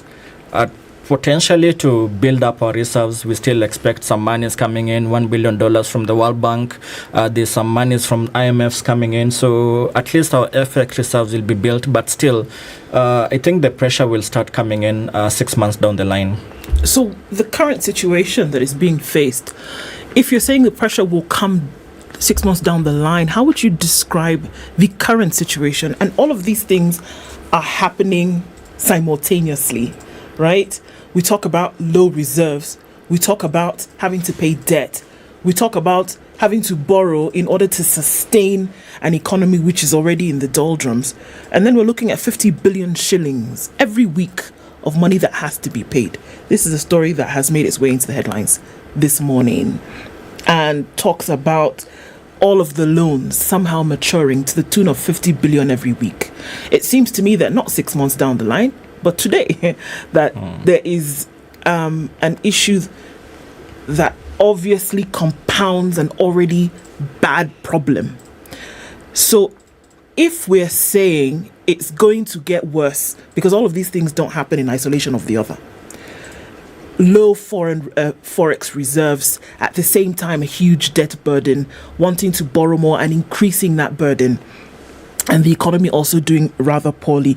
And look at all the factors that we're talking about. Revenue collection is down, much lower than what it expected to be. And talking about performance below 90% of the KRA, and etc. If there were to be inroads as to how Kenya would be able to start to chip away at this problem? Because they say a debt paid regularly is less of a debt, right? But it seems that even as those debts are being paid, more are being taken, still trying to balance things here and there. What then ought to happen at this point for Kenya then to be able to balance things and not go into default, not be able to pay its counties, not have to borrow more? Oh, the situation definitely is quite dire. So I think I'd spoken just on the external side of things, but if you look at the bigger picture, which you're trying to to bring out, the fiscal is not in the best of shapes. We're looking at the numbers you've seen for the revenues for the first 9 months of the current financial year, from July all the way to March, leaves a lot to be desired, because our if you look at that numbers that were, there are two numbers that are out there. If you look at the numbers that were put on the Kenya Gazette, that's the exchequer revenue, what we call the ordinary revenue. As at the end of March, I think we had collected 1.39 trillion. But if you look at the KRA numbers, for KRA numbers, they have they have what we call appropriation in aid. These are things like import declaration fees, the other levies, which they collect on behalf of the government, but they don't necessarily pass it to the exchequer. So that's where the divergence is. I think that number was at around 1.45 trillion from the KRA side. So that now speaks to the 92.5% performance by, I think 95% performance by KRA. But if you look at it from the exchequer side, which that is the number that matters to me, I think we're doing poorly. I mean, that's the stark reality. 1.39 trillion. 1.39 trillion. For the first 9 months of the financial year. Exactly. What should it have been? If you prorate it, it should have been 1.58 trillion shillings here. But definitely, what usually happens is that there are a number of months which have higher tax revenue collection, and in this current quarter we are talking about months of April and months of June. So if you look at that 1.39 trillion that was collected, and if you do like the average in the first 9 months, that number is coming to 154 billion shillings on average. So if you assume that 154 billion will be the collection for the month of May, because it's more of a normal month. And then you look at what needs to be collected between the months of April and June. You're talking about 280 billion. That's a staggering number, considering that the highest monthly collection we have ever collected is around 201 billion. So can I ask you, sorry, just to clarify something? So if you're saying 280 billion, and this 50 billion that we're talking about that needs to be paid in terms of loans, seems a simple question, but does the money then that needs to be paid in terms of loan, does it primarily come from these collections? Debt servicing, you can look at it in two ways. One part of that is now interest service. So we have the loans, we have the Eurobonds, and we have to pay coupons on a monthly basis or on a yearly basis. So that's the interest component. In the current financial year, we're looking at 675 billion. That is the amount of total interest that we need to pay. A significant chunk of that, 80% of that, is now for domestic borrowing, and then the other is now for the external borrowing. The other chunk of the debt repayment is now the debt that are maturing, the bonds that are maturing, the loans that are coming to an end. So we need now to pay them off.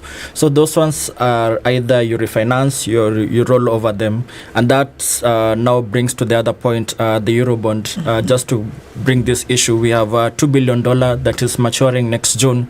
So obviously, if you look at it from the context of external debt repayment for next year, we're looking at something close to 700 billion, of which 470 is now to repay all the loans that will mature, and then the other balance will now to service the loans that are still existing. So that is the bigger problem. So obviously the crunch has come. Now this is not a surprise, because these loans were taken, they were on the books. In fact, the Okoa Uchumi coalition, one of the things that they had highlighted is, one, this government was elected or campaigned on a platform of economic democratization and inclusion. They correctly identified the economic situation, the fiscal crunch that we were in, the debt repayments. They talked about a Marshall Plan. Now, they said this politically, a Marshall Plan being an economic recovery that helps us deal with debt and helps us, But things seem to have gone badly wrong. We are not seeing any evidence that they look very unprepared. They look surprised by everything. They're not able to pay public service salaries. The civil service being unpaid is something that we are not used to hearing. We've seen the allocations to counties plateau, which means if you're not increasing the allocation to counties, you are actually decreasing the allocation to counties. So this, in your view, and as the Okoa Uchumi coalition, one of the problems we had identified is that Kenya has an expenditure problem, in that where money is put is not giving returns. Has this government, in their planning, are they dealing with the expenditure side? And are they also dealing with the debt management side properly? Because this was going to happen. They were going to have to make decisions. This money has to be paid. It seems we've lost confidence. Investors no longer want to put money in the long-term bonds. So we are forced back into short-term expensive borrowing. Syndicated loans are the most expensive. So is government doing the right things to tame the debt problem? And how did the budget manage to grow? Because our budget actually, the numbers grew. Are we on the right track, or is this thing looking like one big mess? Are we seeing a skunk? Because it doesn't smell very good around here. Yeah. Wow. Yeah, I agree with you. In matters diagnosis, Kenya Kwanza government was quite spot on. But I think it's been disappointing, because I remember they had even differentiated in terms of timelines of achieving some of these things. They had these short-term goals, medium-term goals, and long-term goals.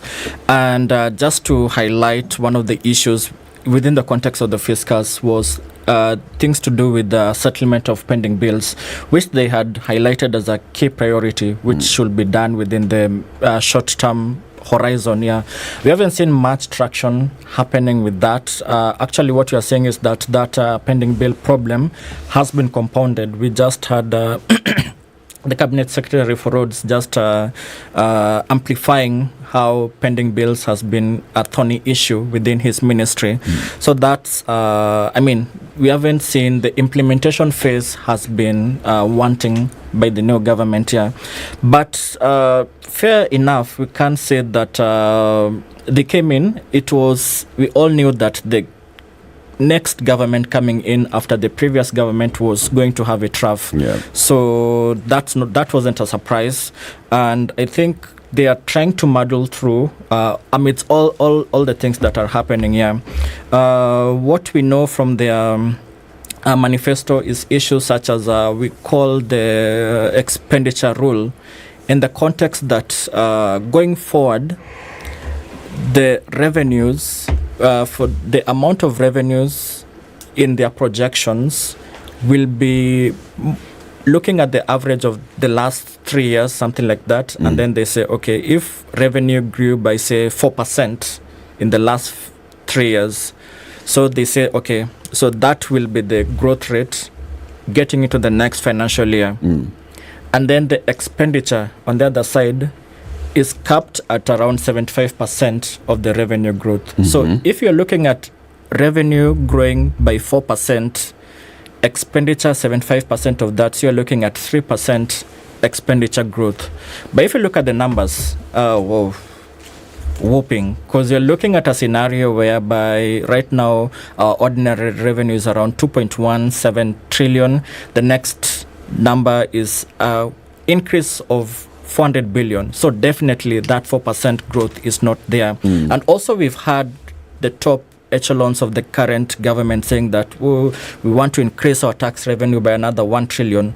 Where will it come from? If looking at the numbers so far in the current financial year, we've not been able to achieve our targets, so that is a major disconnect. Are they deviating from what they had promised during the campaigns? Definitely. Because what you're saying is they're saying we will be looking at that and just projecting a 4% growth in revenues. 1 trillion is the projected growth. Is that 4%? Actually, what it sounds like is that the presidential advisor, David D., giving this idea of fiscal rules, and I don't know where Professor Jogona is on this. These are very prudent kind of thinking, saying, well, this is how we're going to manage our budgeting. And then there's the political side, where the budget actually gets made, and that's all about political promises. And this is a very indisciplined government. Let's take a break. When we come back, we look at so what needs to happen. What are the options of the Kenya Kwanza administration with the current situation as you've painted? 25 minutes to 8. As we take this break, World Immunization Week happens between the 23rd and the 30th of April. Today is the 26th. So we're in the middle of World Immunization Week, City. Yes, it's UNICEF National first, then World Immunization Week. Okay? Just so that you get the order correctly. It's the national world. Yes. Okay. For us. It's international, but for us, nationally, it's also same thing. Okay? But it's a global thing. The goal of this week that we speak of is to increase knowledge on the protection power of immunization and to also ensure that everyone gets vaccinated against preventable diseases. Now, this is especially those who have never been vaccinated or have been partially vaccinated. This time, we are saying that this is the time to get vaccinated. The Ministry of Health is saying now is the time to get vaccinated. The Ministry of Health, together with partners such as WHO, UNICEF, continue in their efforts to protect the public from diseases and have introduced new vaccines in the National Immunization Vaccine Schedule. Now, recently, the ministry established vaccine to prevent pneumonia, rotavirus, diarrhea, malaria, HPV, to prevent cervical cancer, and vaccines for COVID-19. So, you'll tell us more about those new vaccines and the importance of actually getting vaccinated. Let's take that break. Check a look at the traffic. Good morning. This is the situation. Oh my God! Look at the curtains. Oh, and the shoes! Wow, my dream fridge! Oh! What is it? My friend, you don't have money. Let's go. Yes, yes, yes! I know what to do.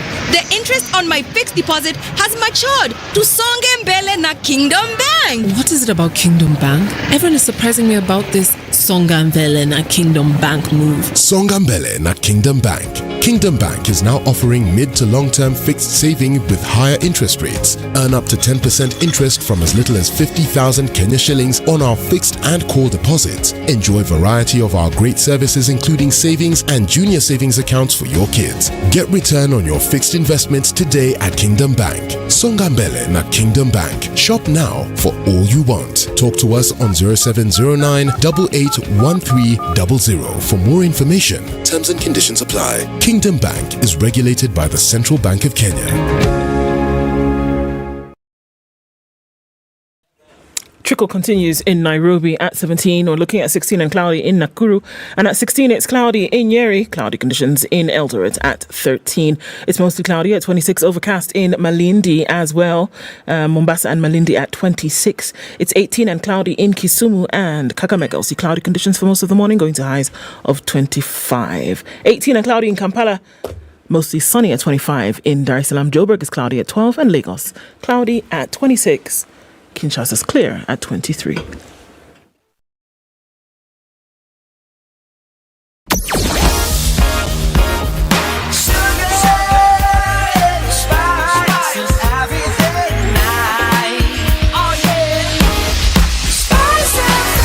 Spice up your life.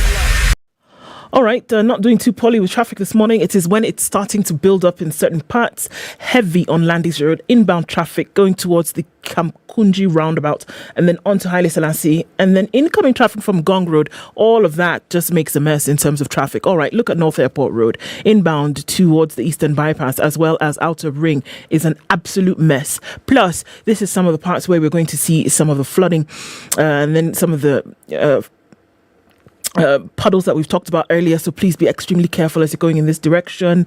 The industrial area quadrant of Jogo Road, Lunga, Likoni and Lusaka is quite a mess this morning.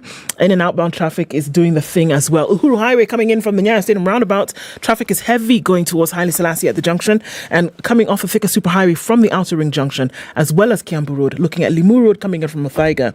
All crazy this morning. Spice of MKE on Twitter, let us know where you might be stuck this morning as we try to keep things moving.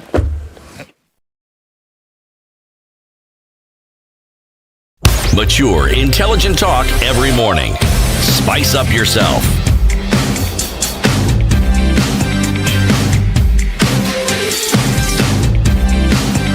Mornings done right. 94.4 Spice FM, Nairobi. Churchill Ogutu from IG Group talking about the debt crisis and the options that Kenya Kwanza has for recovery. So let's just get straight into that then, Churchill, right? You've painted the picture, the things and the way they look like, and how much, for example, in the next financial year, you need to raise just to pay debt. You said 700 billion. Yeah. Is it in the next calendar year or in the next financial year? In the next financial year. At least the external debt. Where? That's the external debt of 700 billion. Yeah, if you look at now, including the interest, domestic, we're looking at over 1 trillion. Okay. Both interest and debt repayments. Exactly, yeah. And revenue targets of 2 point what trillion? What's going on? We're looking at 2.5 trillion ordinary revenue. Yeah. Yeah. Why? In a 3.6 trillion shilling budget, when about a third of it is basically going to pay debt. Something like that. What are the options? How does the government get there? Oh, it's quite a dire situation, definitely. So there are a number of options that they can do. One is now to scale the spending where possible. I mean, there's much you can be able to scale back. Scale back. Okay. You can scale up. Okay. Yeah. Scale spending. Yeah, you can reduce the spending. Basically, that's what I want to say. Yeah. Obviously, there's things such as wage bill. Just see options or areas whereby you can be able to reduce it's lower. I mean, you're looking at close to 600 billion, which is not the wage bill. Significant chunk of that you find is now, what are they, marupurupu, or there's the name, what are they called? This extra over and above the salary payment that you receive. So allowances.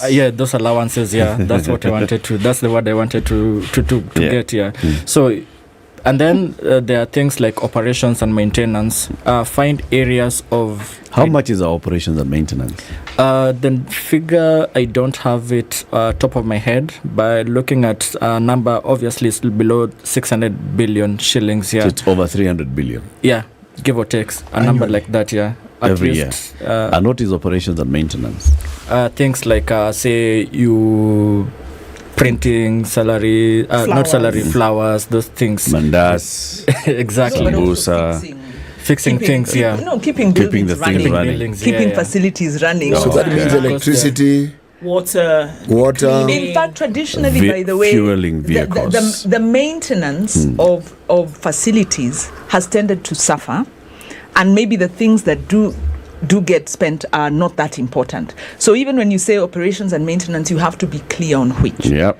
Because you don't want run-down buildings when you're buying mandazis and flowers and people are traveling all over the place. So, Wajiro, if you just think about over 400 billion shillings going into operations and maintenance, is that really like refurbishing our offices and making sure that the critical vehicles are fueled and keeping the lights on and... Furniture is in good repair? Yeah. Well, some of it isn't furniture. What I'm saying here is the devil is in the detail. Yeah. Because even when you say reduce government spending by slashing salaries, which salaries do you want to cut really? I mean, if you want to get good health care, you need to pay your doctors properly. So who who bites the bullet when you're hiring 50 CASs and having these kind of spurious amounts, and much as they are maybe not big draws on the budget, what are the principles you're using to reduce spending?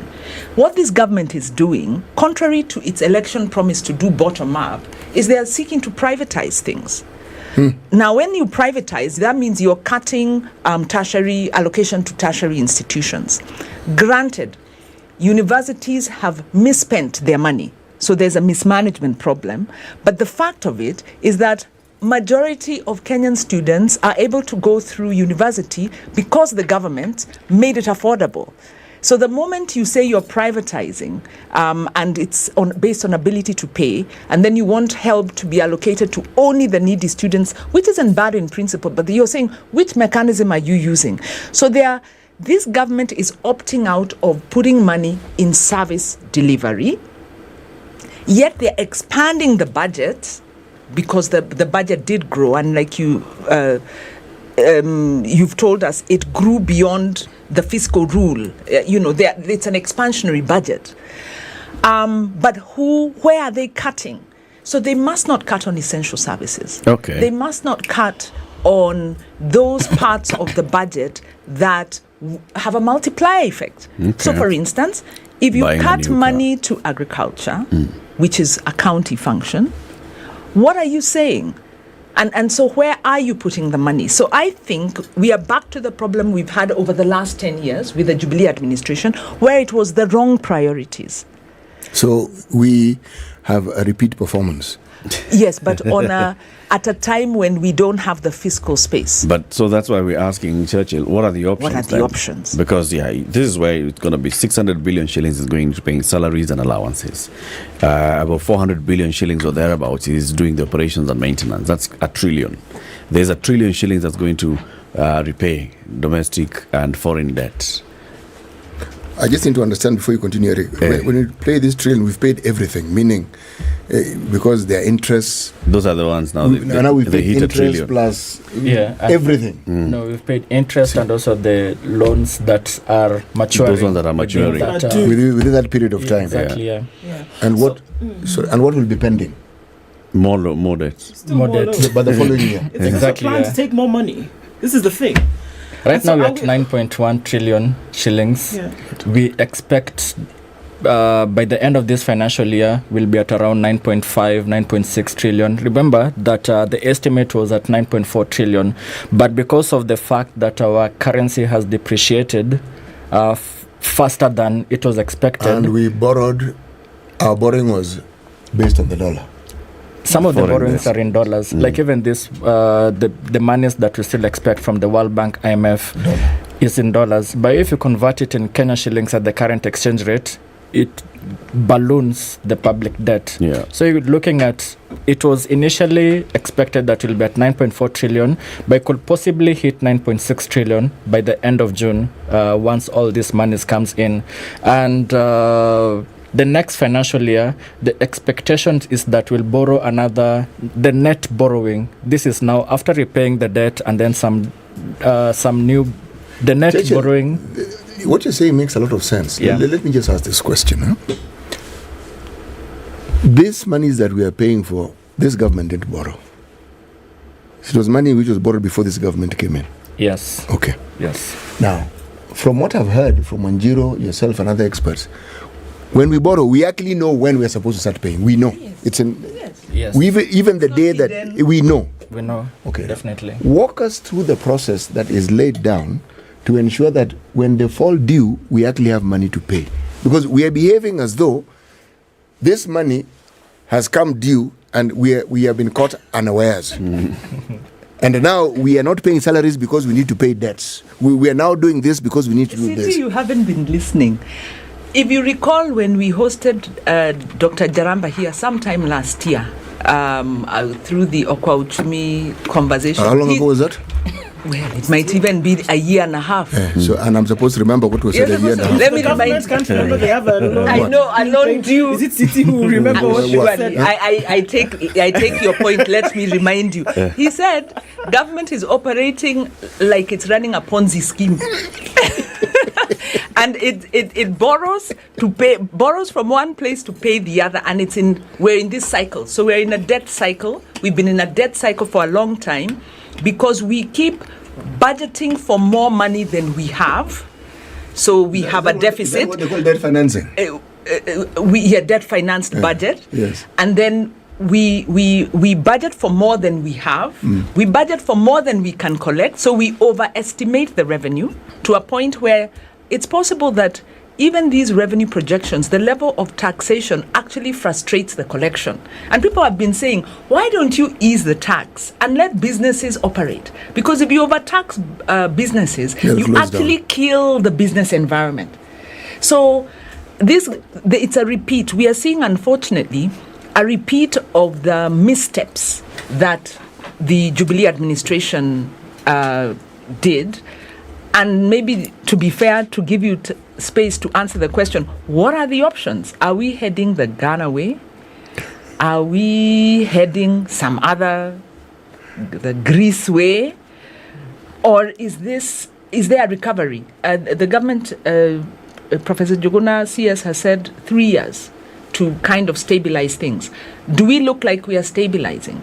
If you were seated in that seat, what would you do so that we can continue some support to services, which is essential? Business operation is essential because you don't want to grind business to a halt. What would you do? Okay, and now let's allow Churchill to give us that way forward. Now we'll not interrupt you. Go.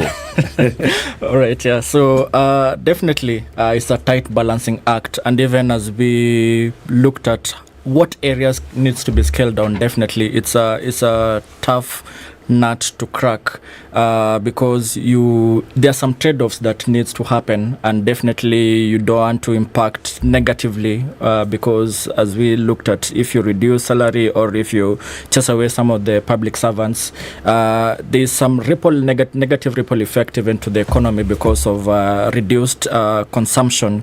So to answer City's question, did they know or did they not know that will be they had already picked the debt, but did they know or had they estimated how to service the debt?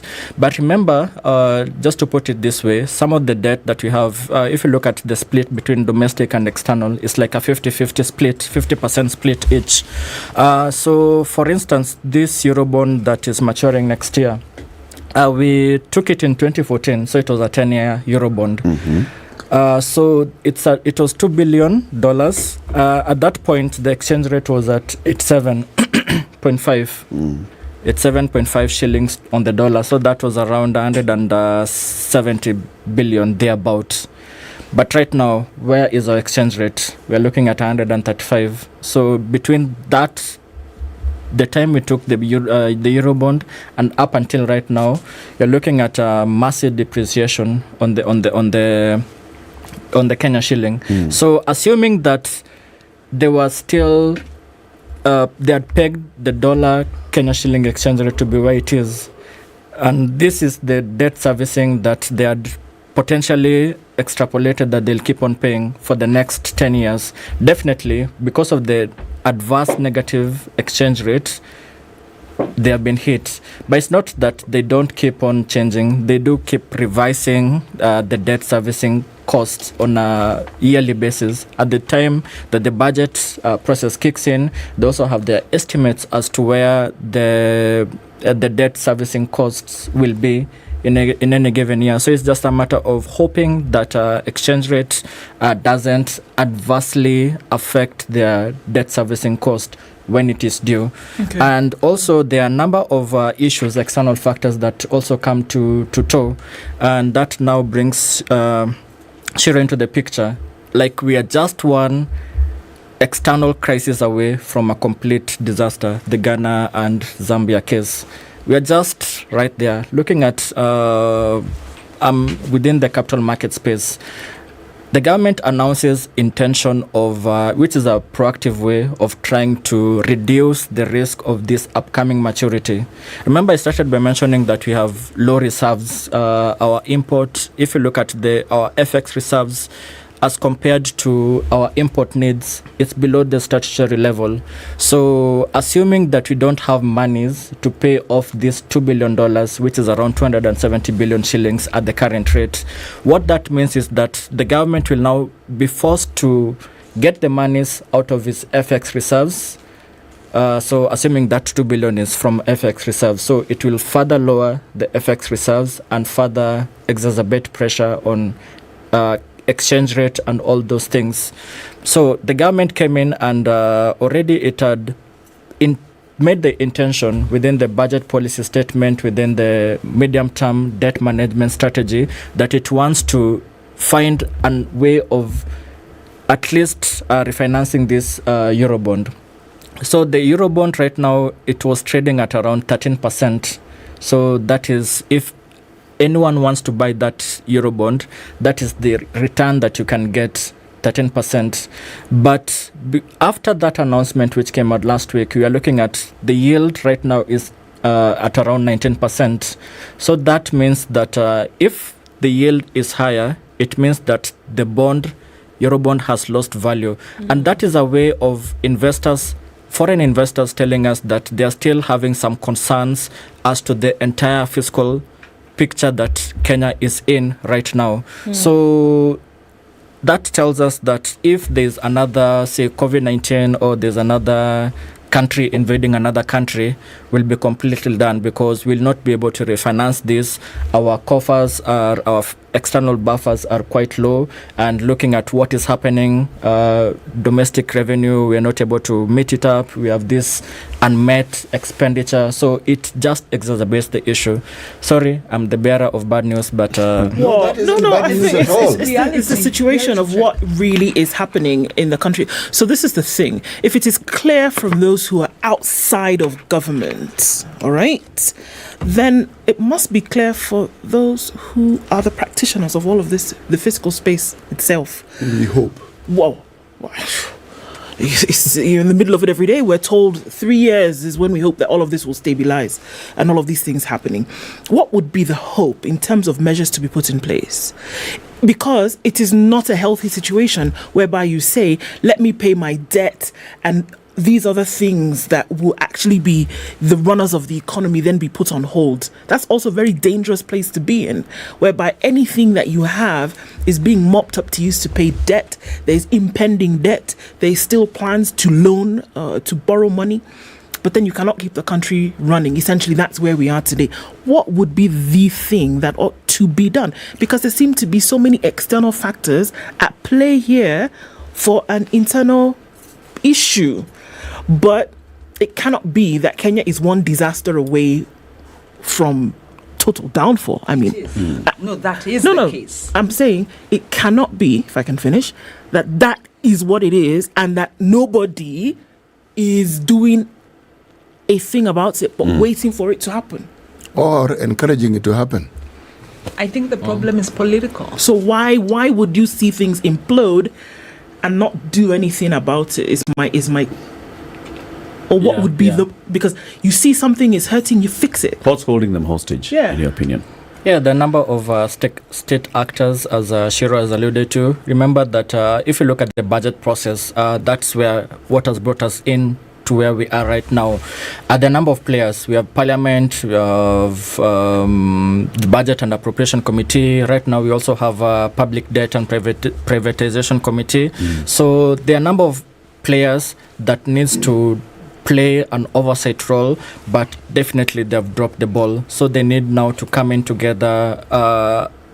Obviously, there are a number of bickering between the two main political divides, but they need to come in unison that, okay, this is for the sake of our country. I mean, just have one country so that they can just work together, at least to ensure that that oversight bit is adequately handled properly. So that's the other thing that we need to see.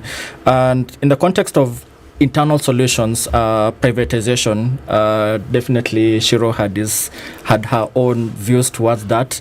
But we are still keeping an eye to see how this privatization plan will be. Definitely there is some hue and cry from different sectors of how the privatization will be handled. So that is a big key issue that we if need. handled well, would it be contributing to solution?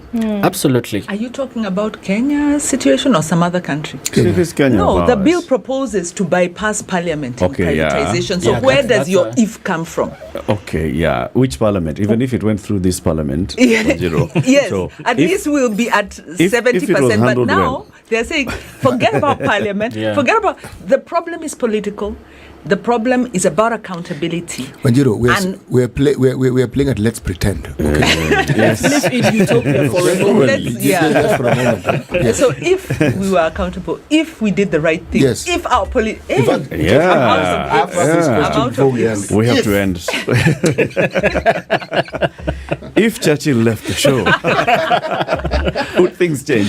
Churchill, thank you very much for joining us this morning. Thank you. Churchill Ogutu is an economist. He's from the IG Group. We've been talking about the debt crisis and the options for the Kenya Kwanza administration.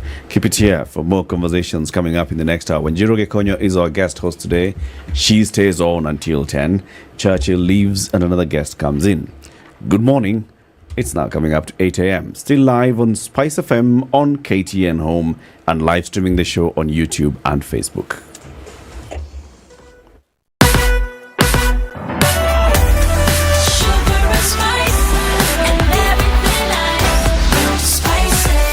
Spice up your life. On Vibes Radio. At the top of the hour on Vibes Radio.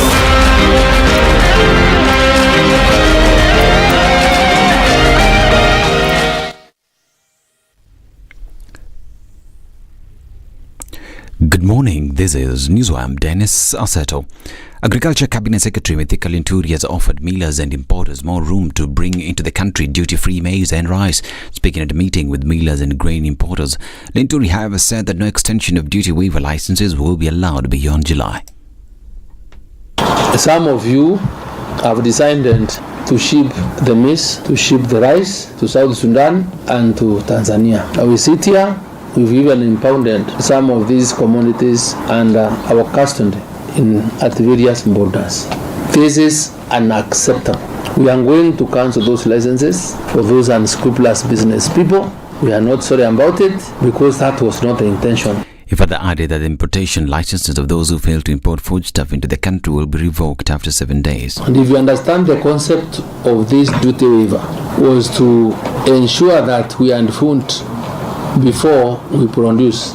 So if you were to bring maize in the month of July or August or thereabout, it will not serve the purpose because we'll be harvesting in August. Since this is the time I need the maize, and after the 15th of July, I will not accept anything from outside. Any maize after the 15th, you may not be able to get market. The Ministry of Education plans to integrate the disbursement of free primary, free day secondary school and funds for special needs education learners from the next financial year. Principal Secretary for Basic Education, Belio Kipsang, says that the additional funds that the government spends to support special needs education learners in primary and secondary schools will be sent as one bundle instead of being sent separately for free primary and free day secondary school. He disclosed these when he launched the 20th edition of the Kenya Special Schools National Athletics Championships in Dagoretti High School, where he added that the government will also give priority to the infrastructural needs of special schools going forward. And a Nairobi High Court has directed former Interior CS Fred Matiang'i and the DPP to file a written consent to withdraw the case, which he sought to stop his prosecution. This is after Justice Kanyi Kimondo was told that the DPP had written to the DCI directing them to stop investigations into the former CS's home raid. Through his lawyer, Matiang'i told court that the press release directed the DCI to close the investigations and ordered no further police action on the issue. The matter will be mentioned on June 7th for withdrawal. And President William Ruto has urged the Pan-African Parliament to amplify its voice on crucial issues that affect the continent. Ruto asked the Parliament to encourage democratic institutions across the continent to ensure free, fair and credible elections. He spoke when he met the President of the Pan-African Parliament, Fortune Charumbira, and the Kenyan delegation at State House, Nairobi. And enhanced rainfall and strong winds are expected across the country.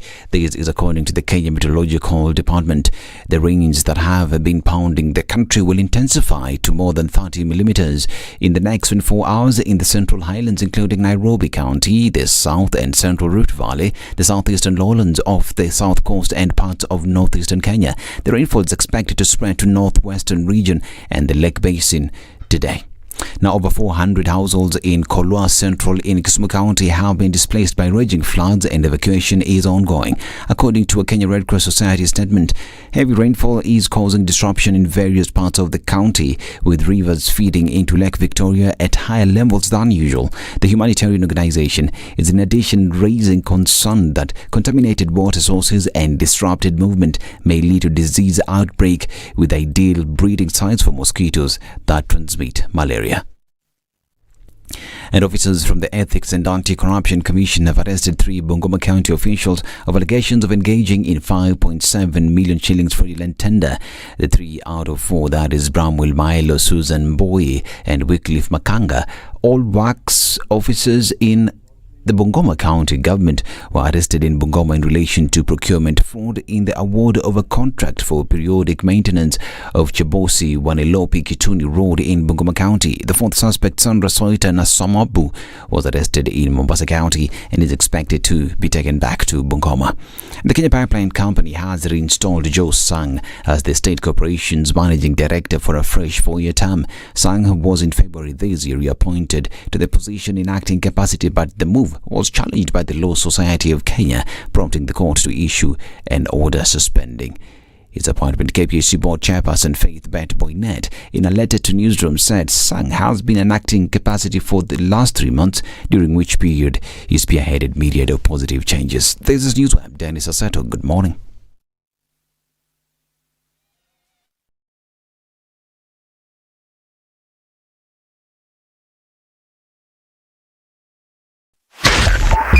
.5 Spice FM, Kisumu. All right, at a few minutes after 8 o'clock, we're looking at traffic still busy in certain parts of the city. The Thika Superhighway is thick with traffic as you're coming in towards the Pangani underpass. And then folks who had not quite woken up coming off Limuru Road, everybody wakes up at the same time. James Gishuru in and outbound traffic is quite something, as well as Ring Road Westlands.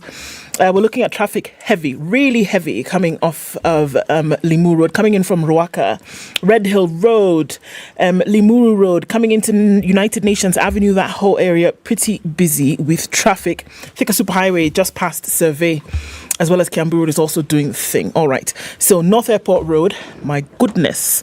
Then going towards the Eastern Bypass, traffic is more than, is there something like bumper to bumper to bumper to bumper? That's what's happening there. It's very, very heavy, and there might be an issue. We'll try and find out what that is. In case you know, let us know. Spice FM KE on Twitter, trying to keep things moving this morning.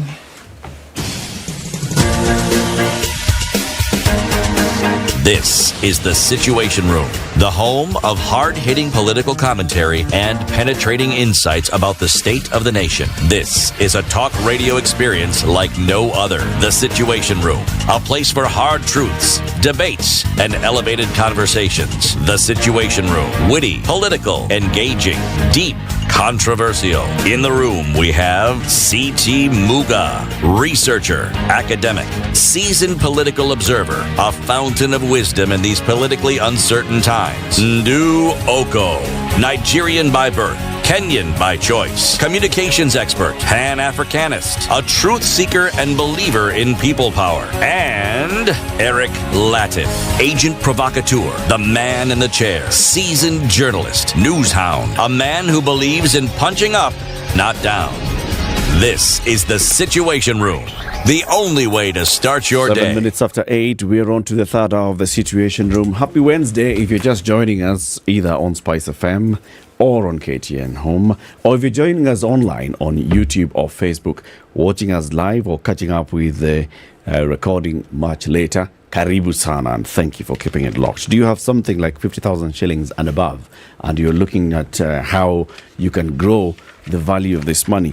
Well, walk to Kingdom Bank anywhere in the country and ask them, Ebu, tell me how I can songa mbele na Kingdom Bank. And they will tell you, they'll help you, because what they have is a program where you put in money in either a fixed deposit account, in a savings account, or you can also open a junior savings account.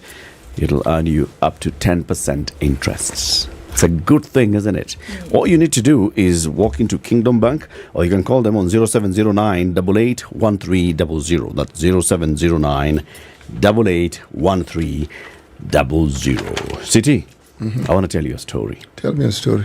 Sometime in 1999, a little bit of history was written. Or thereabouts. Or thereabouts. Okay? Specifically in December 1999. Kenya's first vernacular radio station went on air. Yeah, it was a Kikuyu station. It was called Kameme FM. You know the principal behind it, Rose Kimodo. She started this station, thought about it. Let's go vernacular 24 hours. Had never been heard of before. Yeah. So this was the first time. So she thought, and she went and got the frequencies, got everything ready, invested in it, and she now needed to bring in people to run this station. So the first person that she thought of was somebody who could manage the station. Okay, put together the programming, recruit the best talent, manage the best talent and train them and show them how to do it. She walked to Capital FM. Capital, right? Okay. And she poached from Capital. She invited. She could only manage to poach one. This one happened to have been the best. Yes. When she was at Capital, she was called Shiro. Yes. She was a presenter, and she worked there. And then she joined Kameme FM with Rose Kimodo, and she was given the brilliant dream and ideas, and she was like, I want to be part of this. So when Jiro Gekonyo was the program's controller at Capital FM, at Kameme FM, she put together the programming, what needs to happen, at what time, what kind of music do we play, so who goes on air, who are the presenters. Went into the market and looked for brilliant young people who could speak very good Kikuyu and sound very well, and she identified several of them. One of them was given a mid-morning show. A young girl in university, doing her first degree at the University of Nairobi. Her name was Gathoni wa Mushomba. She's our guest this hour. Okay? The other thing that also Wanjiru wanted to do is make sure that she has the support on the technical side that could help run the station. So she crossed over to Family FM and poached a producer to come in and do fundi wa mitambo thing. Brilliant young producer. Upload the music into the system, understand the technical workings, train the presenters who were joining in on how to run the desk and how to run the station, help with the programming and making the promos. The suspense is killing me. Yes. Eric Latin. Well embellished, but a very exciting time. And at that time, people thought Kikuyu, vernacular stations were very, were not serious. They were vernacular. They were alternative. And Kameme, because of the talents of Gathoni wa Mushomba, actually just, it was a big storm. Sponsors were excited. Listeners were excited. The team behind were brilliant. It was a very vibrant. But for someone who doesn't speak the language, but someone who heard of it, I don't think the storm is something in the past. It's, as I said earlier, present continuous. Present continuous. Yes, because you got to know Kameme FM whether you wanted to or not. Yes, and then someone like I, who is a music lover, you got to love the music and know artists whom you'd never heard of. So, yes, this celebration is a good one. It is. The trio who were there at the birth and who made, Kameme is a living legend. Yes. So we're having a reunion moment here in the studio. The three of us are meeting again, I think for the first time since the early 2000s in a studio. Right. Yeah. That is, I think so. And thank you for that full disclosure. So should we collude and take all the same side, it could be traced back to having worked together. But it's very hard for us to collude based on where we are coming from. Exactly. Unlikely to happen. Yes. Gathoni Mushomba, the Member of Parliament for Githunguri constituency, in her second term in Parliament. The first time she was representing the people of Kiambu County, and now you're in second term. Thank you. Karibu sana. Humbled. Thank you very much for having me. Good morning, and I love your show. Thank you. Thank you. I continuously listen to you. You've just hooked me into this station. And like what you've just given as a preamble, having come from a Kikuyu radio background, I migrated to Spice because of the content. I mean, it's just the best in the morning. Well done. It's the best you can ever have in the morning. And congratulations. Asante. Yeah. Asante and karibu sana. Yeah. And Eric, would you allow me to, before you get into the issues, to acknowledge that you're one of the few chairs of committees in Parliament. And we should also appreciate the fact that you raised concerns that women were not given, there's a kind of hierarchy in these committees, and women were given, it's a very important committee that you lead, but women also needed to have been faced in the larger committees, and well done for raising that issue. Thank you. Promises were made. The gender struggle still continues, and still needs to be fought. And we will keep following up on that. So Gathoni is the chair of the Constitution Implementation Oversight Committee of the National Assembly. You're here today because there's something that you've been raising in Parliament and outside Parliament, the issue of, as we go into these, bipartisan talks, can we also talk about equitable distribution of resources? And you say the 1 man, 1 vote, 1 shilling conversation needs to come up, and let's discuss that. But to welcome you to the show, thank you. Seti has the day's proverb. Yes, in fact, this is really interesting because the proverb for today from Côte d'Ivoire is 2 flavors confuse the palate. But here in the studio, we have 3 flavors. Yes. so how confused will the palate be? First of all, identify the flavors so we can all be on the same page. Mheshimiwa, freedom fighter, the man in the chair. The 3 flavors. Freedom fighter. Yes. Freedom fighter is Chiro. Yes, I have no doubt. I'm hoping we're all freedom fighters at the core. Modern day. Oh, modern day. Modern day. Contemporary. Yes. Even the dreadlocks. They're modern day dreadlocks. No, we have to fight for the total liberation of our country, and work with all those who are of like mind. Agreed. Yes. Mheshimiwa Gathoni. Yes. Why did you decide to start this conversation about 1 man, 1 vote, 1 shilling? And what's it all about? I don't think I started. I just picked it up from where we left. Because, of course, we've been having this kind of discussions in Parliament where we feel like there are some communities that have more opportunities than others when it comes to the sharing of the national cake. Allow me first, before I discuss the 1 man, 1 shilling issue, to just highlight on something Shiro had said previously in the show.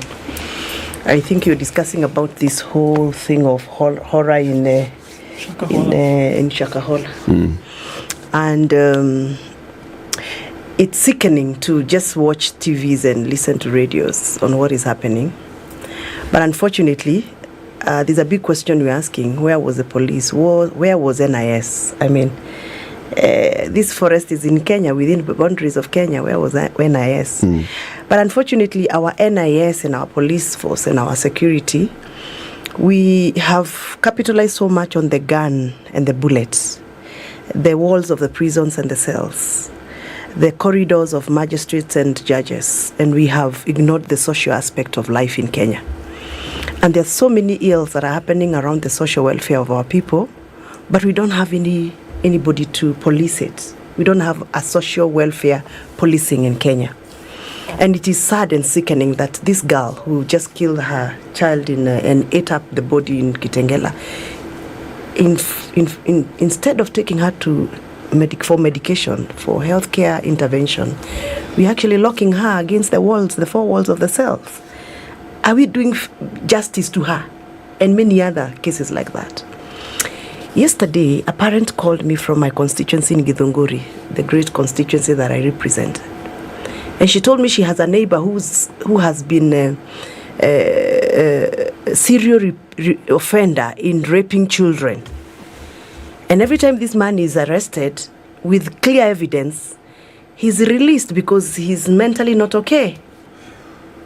And now the parent was asking me, he has already done that to 2 children, defiled them, messed up their lives completely. Like one case, it was very, very, very greasy.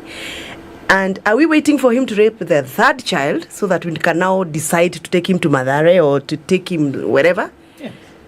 So there is a gap. And I had somebody, I think it's City, who said, leaders. Please stop talking about leaders. We are also victims. Yeah? It's not a problem of leadership. It's a problem of all of us. We just need to get to this national conversation about our social welfare. We have invested in the police, like I've said. We have militarized everything. We have securitized everything. But that social aspect of it is missing. We've got so many people who are in the police force with uniforms, but they are sick. Right now, we are fighting illicit alcohol and substance abuse in our backyards, like in Central. But I can tell you, shockingly, when I was a woman representative for Kiambu, because I ran a rehab, the many professionals that are sick mentally, the numbers are alarming. So I think as a leader, it's my duty, whenever I get a platform like this one, to air out our frustrations. Because, for example, the lady who called me yesterday from my constituency, who is my voter, believes that I can give her a solution. But where do I get the solution? If I go and get this guy, what laws protects him against me picking him and taking him to Mathare? And when you take him to Mathare, who is going to pay the bills? We have commercialized our healthcare in this country. So much commercialized that I cannot take a patient to any hospital without depositing some fair amount of money for me to be able to help this gentleman. Fine, he's sick and he needs help, but who is to help? So I think that's something maybe as a show you can pick it up, maybe call the relevant people, including myself as a leader, and let's have this national conversation, because things are getting out of hand. I'm sorry for derailing you, but I thought it's a very good thing that you raised. That we need to. We want to send you to Parliament, Mheshimiwa, yeah. to speak to the chair of the committee that's in charge of health. You can, the time now that every Wednesday you have a CS coming. Yeah. The day the CS for health comes before that house, the first question she should answer is, the Ministry of Health, the Minister for Health, set up a task force to look at the mental well-being of Kenyans. That task force presented a report back to the Minister for Health, and the top recommendation was declare mental health a national disaster. Thank you. Okay? It has never been done. So ask that first question. Yeah. And then secondly, because once it's been done that, then the second thing would be, what are the programs that they're putting in place to address this national disaster? But I think without that, then we are going... Even before we seek to declare mental health a national disaster, I think there are things that we have failed. There's so many gaps that we have not been able to fill, because the laws are there. It's only that we do not want to, one, fund towards the implementation of that law. Yes. And 2, implementation. Equipping ourselves towards implementation. Yeah. Because what would make Mathare Hospital take care of such cases if we stopped the commercialization aspect of it? About 3 years ago, I rescued a mad woman. Those women who roam in the shopping centers naked. I felt like as a woman I should rescue. I rescued a mad woman and her son. I actually adopted the son. He lived in my house for about 4 years. And I can tell you the pain I went through taking care of this mad woman to recovery, the journey to recovery, because she finally recovered. It took me 4 years. I spent almost 2 million shillings. And that was a public facility that I was spending that amount of money. What? Yes. So if I'm a leader, I am blessed with resources and I can afford to do this. How many families can afford to do what I did? Okay. So I think... Did you take that matter up in Parliament? Yes, I did. So what are the gaps? What are the financing gaps? Is it a policy issue? Is it a program issue?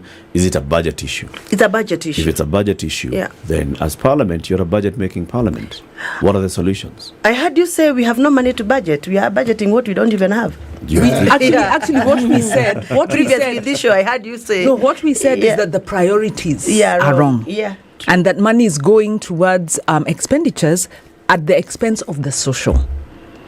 Privatization, like you're talking about mental health facilities, public facilities not being affordable, that's a privatization aspect. Yeah.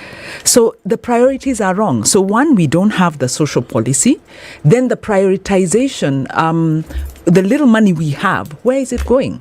And of course, then governance, because we are losing a lot to governance that needs to come back to fund these very important aspects. If you ask me, from where I come from my experience being in Parliament now for the 6th year, I think, I don't want to say that Parliament is a wrong body to do budgeting, but you can't mix money issues with politics and get it right. Something will go wrong. Yeah. And that's our problem. So the politics is derailing us. Problem. Because I will go there and say, we need to prioritize mental health and we need to give this budget. And then after I'm done with my budget at my committee level, for example, and hand over my budget to another department that has some influence with politics and there were some priorities that were politicized and need to be given the first priority, my budget will be slashed. In fact, yesterday, the whole of yesterday, can I tell you, I spent the whole of yesterday fighting for my budgets. I'll not disclose which ones because I don't want to spill the beans before. But yesterday, somebody just took a pen and a paper and slashed off my budget of a project that I pledged to my people in front of the president, in front of the deputy president. And somebody just takes the pen and slashed off. That's politics. So it is very difficult for us to balance and do what you're saying, the priority projects, because the formula is not workable. We have to decide. Our work is politics. Somebody else has to do the budgets for us. Or we are the budgeting, but it's not possible for politicians to keep off politics. Countries that do well in budgeting, the David D's of this world are the people who sit down and say, this is the way to go. But this comes on TV and says, we are doing this as Kenya Kwanza. We are doing this as Kenya Kwanza. But he's not going to take the pen and give us the budget in Parliament. Essentially what we're saying is that it's rhetoric. There's clouded vision here because then it is not possible to see the social side of things. It's not possible then to see that mental health in Kenya is a problem that's affecting 1, 2, 3, 4, 5 different things. That a situation that has taken the whole country by storm for the last 1 week in Kilifi County is not going to be seen as a priority to be dealt with in other areas because people are worrying about which side of the political divide they must pander to. And then this is a very sad thing then because we're talking about many issues that ought to be dealt with. Here we are talking about bipartisan talks, 1 shilling, 1 man, 1 vote. But people are going to not vote because they're necessarily interested in how we're going to take resources down to the people, but they're more interested in political expediency and how I'm going to come back next time. Exactly. Cannot run a country like that. Formula that I'm saying is that's a problem. It's like I am the chef, I come up with the ingredients, but I have to hand over my ingredient to somebody else in the kitchen to cook for me. Mm-hmm. And we'll oversalt, you'll overcook, and that's not was my intention. Mm-hmm. That's the formula we have. We have to decide that this budgeting process is so important for this country, and sober minds must be trusted to make the budgets for us. Sober minds. Can I ask, Mheshimiwa, is that question part of the national dialogue? Because one way or the other, we are at a point of whether it's a bilateral or a national dialogue, some of us favor the latter. There are issues that ail us. Yes. That we must address. Yeah. Is this one of the issues that has been identified, or are politicians still looking minimally at power sharing? Unfortunately, the issues on the table, and that's why I'm here to speak about the issues that really, to me, matters. The issues at the table right now is who is going to get this office. I mean, what position am I going to get out of this whole bipartisan talk? I mean, to me, what is important is, at the end of the day right now, our economy is shaky. I heard you discuss matters money here. It's on its knees. We should be sitting on that table to discuss how are we gonna raise our living standards, the revenues that we are collecting. How are you going to seal the loopholes of some projects that are now going to become ghost projects because they're not going to be completed, yet they were started and budgets were committed. But to sit on the table to discuss who's gonna be the leader of that, the office of this, I think we are getting it wrong. And that is what I said. It's politics. The bipartisan talk is totally 100% politics. It's got nothing to do with that jama I'm seeing on the sufuria on the head. I mean, thinking that this bipartisan is going to give them ugali. Nothing. No ugali on the way. I mean, and we should stop using our voters. We misuse them. I mean, the whole of this, if you ask me, it's all about 2-3 people. Absolutely. Yeah, but we are using the hunger, the lack of food, as currency for you know. Yeah, I'm sorry. I am that honest. Yeah, and I am on record. I said somewhere in a public meeting that if really we are to be engaged in this bipartisan talk, and I said I would want to be a committee if you're going to discuss on 1 man, 1 shilling, 1 vote, because that's what's ailing my voters. That's what's pushing my voters. That's what really I feel is an issue that my voter would love to see their MP discuss, but not go and discuss those issues like I have mentioned. So let's go to the 1 man, 1 shilling, 1 vote. Let's get there. Let's first of all take a break. Let's look at traffic. The Honorable Gathoni Wamushomba is the MP for Githunguri constituency. She's the chair of the committee on the Constitution Implementation and Oversight Committee. Okay. Sasa hiyo mambo yote. She's the one who we are asking 13 years down the road implementing this constitution. We don't even have a consolidated fund, and you're talking about 1 man, 1 vote, all those issues. Let's talk about that after we take this break. Have you called the number for Centum? Because I've been giving you that number for Centum really and telling you if you call them, then you can get into the journey towards owning a home at Vipingo Development in Kilifi County.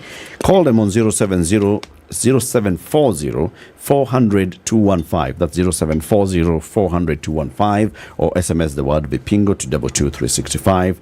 Some beautiful apartments and bungalows coming up, and they say for as low as 1.98 million shillings you can actually start owning an apartment. You need to put a deposit of 198,000 shillings, and then the rest discuss a payment plan with them. City, it's that week. We are calling it the National World Immunization. UNICEF National World Immunization Week. Okay.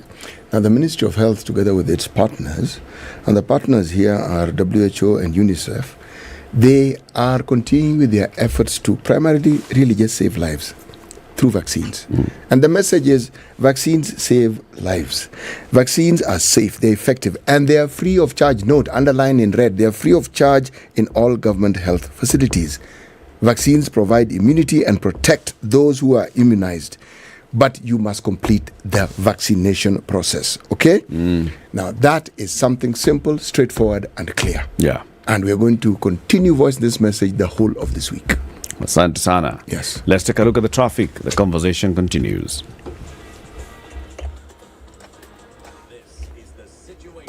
This is the Situation Room, the only way to start your day.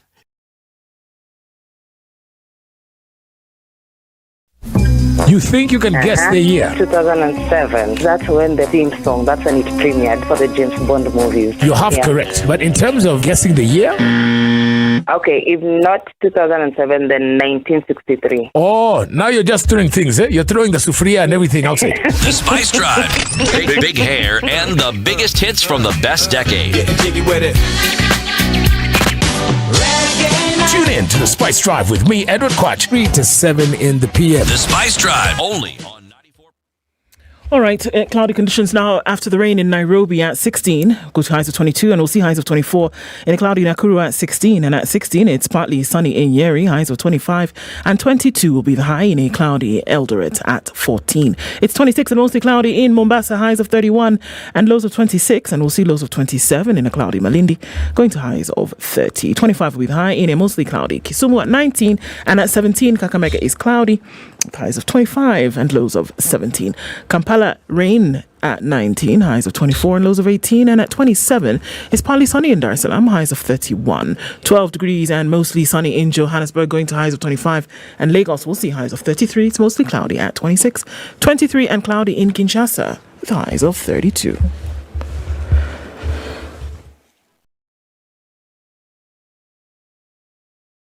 Mature, intelligent talk every morning. Right. 94.4 Spice FM, Nairobi. Everywhere you look, there's traffic this morning and not letting up, at least not for now. Looks like we'll have a bit of a difficult situation today.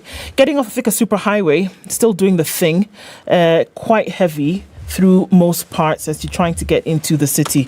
All right, we're seeing heavy traffic also coming off of Jogo Road, very heavy, then heading towards Landis and then towards Kamkunji at the roundabout.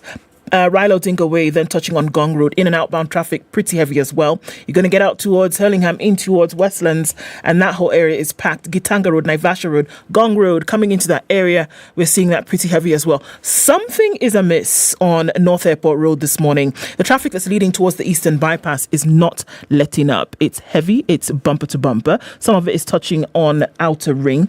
But there's something going on there, and we're still yet to know what that is. You know what it is? Let us know, folks, so we can warn others. Spice FM KE on Twitter.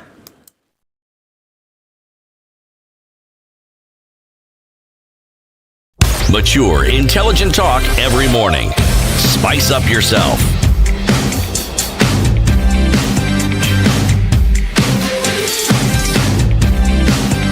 Mornings done right. 94.4 Spice FM, Nairobi. One man, one vote, 1 shilling. Gathoni wa Mushomba, Member of Parliament for Githunguri constituency, Chair of the Constitution Implementation and Oversight Committee. Okay, what does it mean? Very well. We would want to see a situation where areas that has dense population and therefore has more people get allocated more resources equivalent to the number of people living in that area. Currently, that's not what happens, especially with the funds that we have the mandate to participate in the sharing. Mm-hmm. Like you do know that members of parliament are currently patrons of CDF, the National Government Constituency Development Fund, and the women reps are also patrons of the National Government Affirmative Action Fund. And members who come from areas where there's more population, like myself, find it very difficult to share out these resources compared to members who come from areas that are sparsely populated.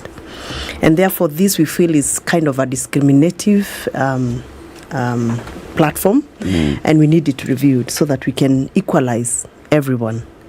We also need to look at the power of representation in the same area, because it's not fair for a constituency that has over 700,000 voters to have one member of parliament and also have one vote whenever it comes to making decisions at the platform of both the National Assembly and the National Senate. Mm-hmm. And therefore we feel it is important we either come up with a super constituency where a member of such a constituency get power to vote twice or thrice, but gets the same salary for one member of parliament, noting that we are pressed when it comes to, wage bill, but also give the members fair representation.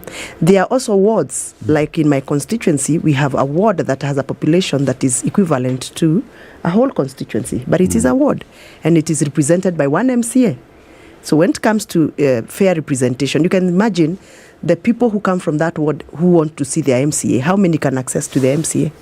If a ward has 38,000 voters, and they only have one MCA, and the MCA has a small cubicle called office, and he needs to see all those people because of the needs of representation. Yeah. So that is what is informing us that we need now to have a national conversation and get to know which criteria do we use. And by the way, I'm sure I'm not the only one who is talking about 1 man, 1 shilling, 1 vote. We have quite a number of MPs. I think I have counted, there are about 17 MPs now who have gone public talking about the need to have this national conversation. It's not that we want to take everything to ourselves in our backyard for those who come from densely populated areas, but we think this is a national conversation that we need to come up with so that we can finally agree Which is that can equate us? What formula can equate us? Can make me feel like I'm fairly getting what I'm supposed to be getting. So let's concentrate on the CDF. I thought, as a member of parliament, and as a second-time member of parliament, I have an opportunity to amend the Constituency Development Fund Act so that we can be allowed to have a baseline population that we can, use. Baseline, I mean the minimum quotient that we can use as a baseline for any constituency for us to get the smallest devolved units within the constituency to be used to allocate funds. Right now, the CDF Act, we use the smallest devolved unit is the ward. Yeah. So we need to define that smallest devolved unit called ward. What is the minimum it can have? So for any ward that has more than the baseline that we shall come up with, then we allocate funds equivalent to the numbers they are in. Okay. That way, constituencies that have more population, if we use a baseline of number of people, and we come up with a certain figure, the constituencies that have more population, we end up getting more wards based on the population. And those units then dictate how much money we can get, we can receive. Just like that way, we'll be able to increase the amount of money that is going to the most densely populated areas. Just like you're saying, you're not the first ones. There are others who've put forth this argument previously. Yeah. Some who are even governors today. Yeah. And have said, look, it doesn't make sense that we have such high populations and then we're getting the same, if not less, in some parts than others who have more in terms of, or rather who have less in terms of population. The question is the justification for this resource, one, and how exactly is it translated? So walk us through these monies that are being asked for that would then come at whatever level.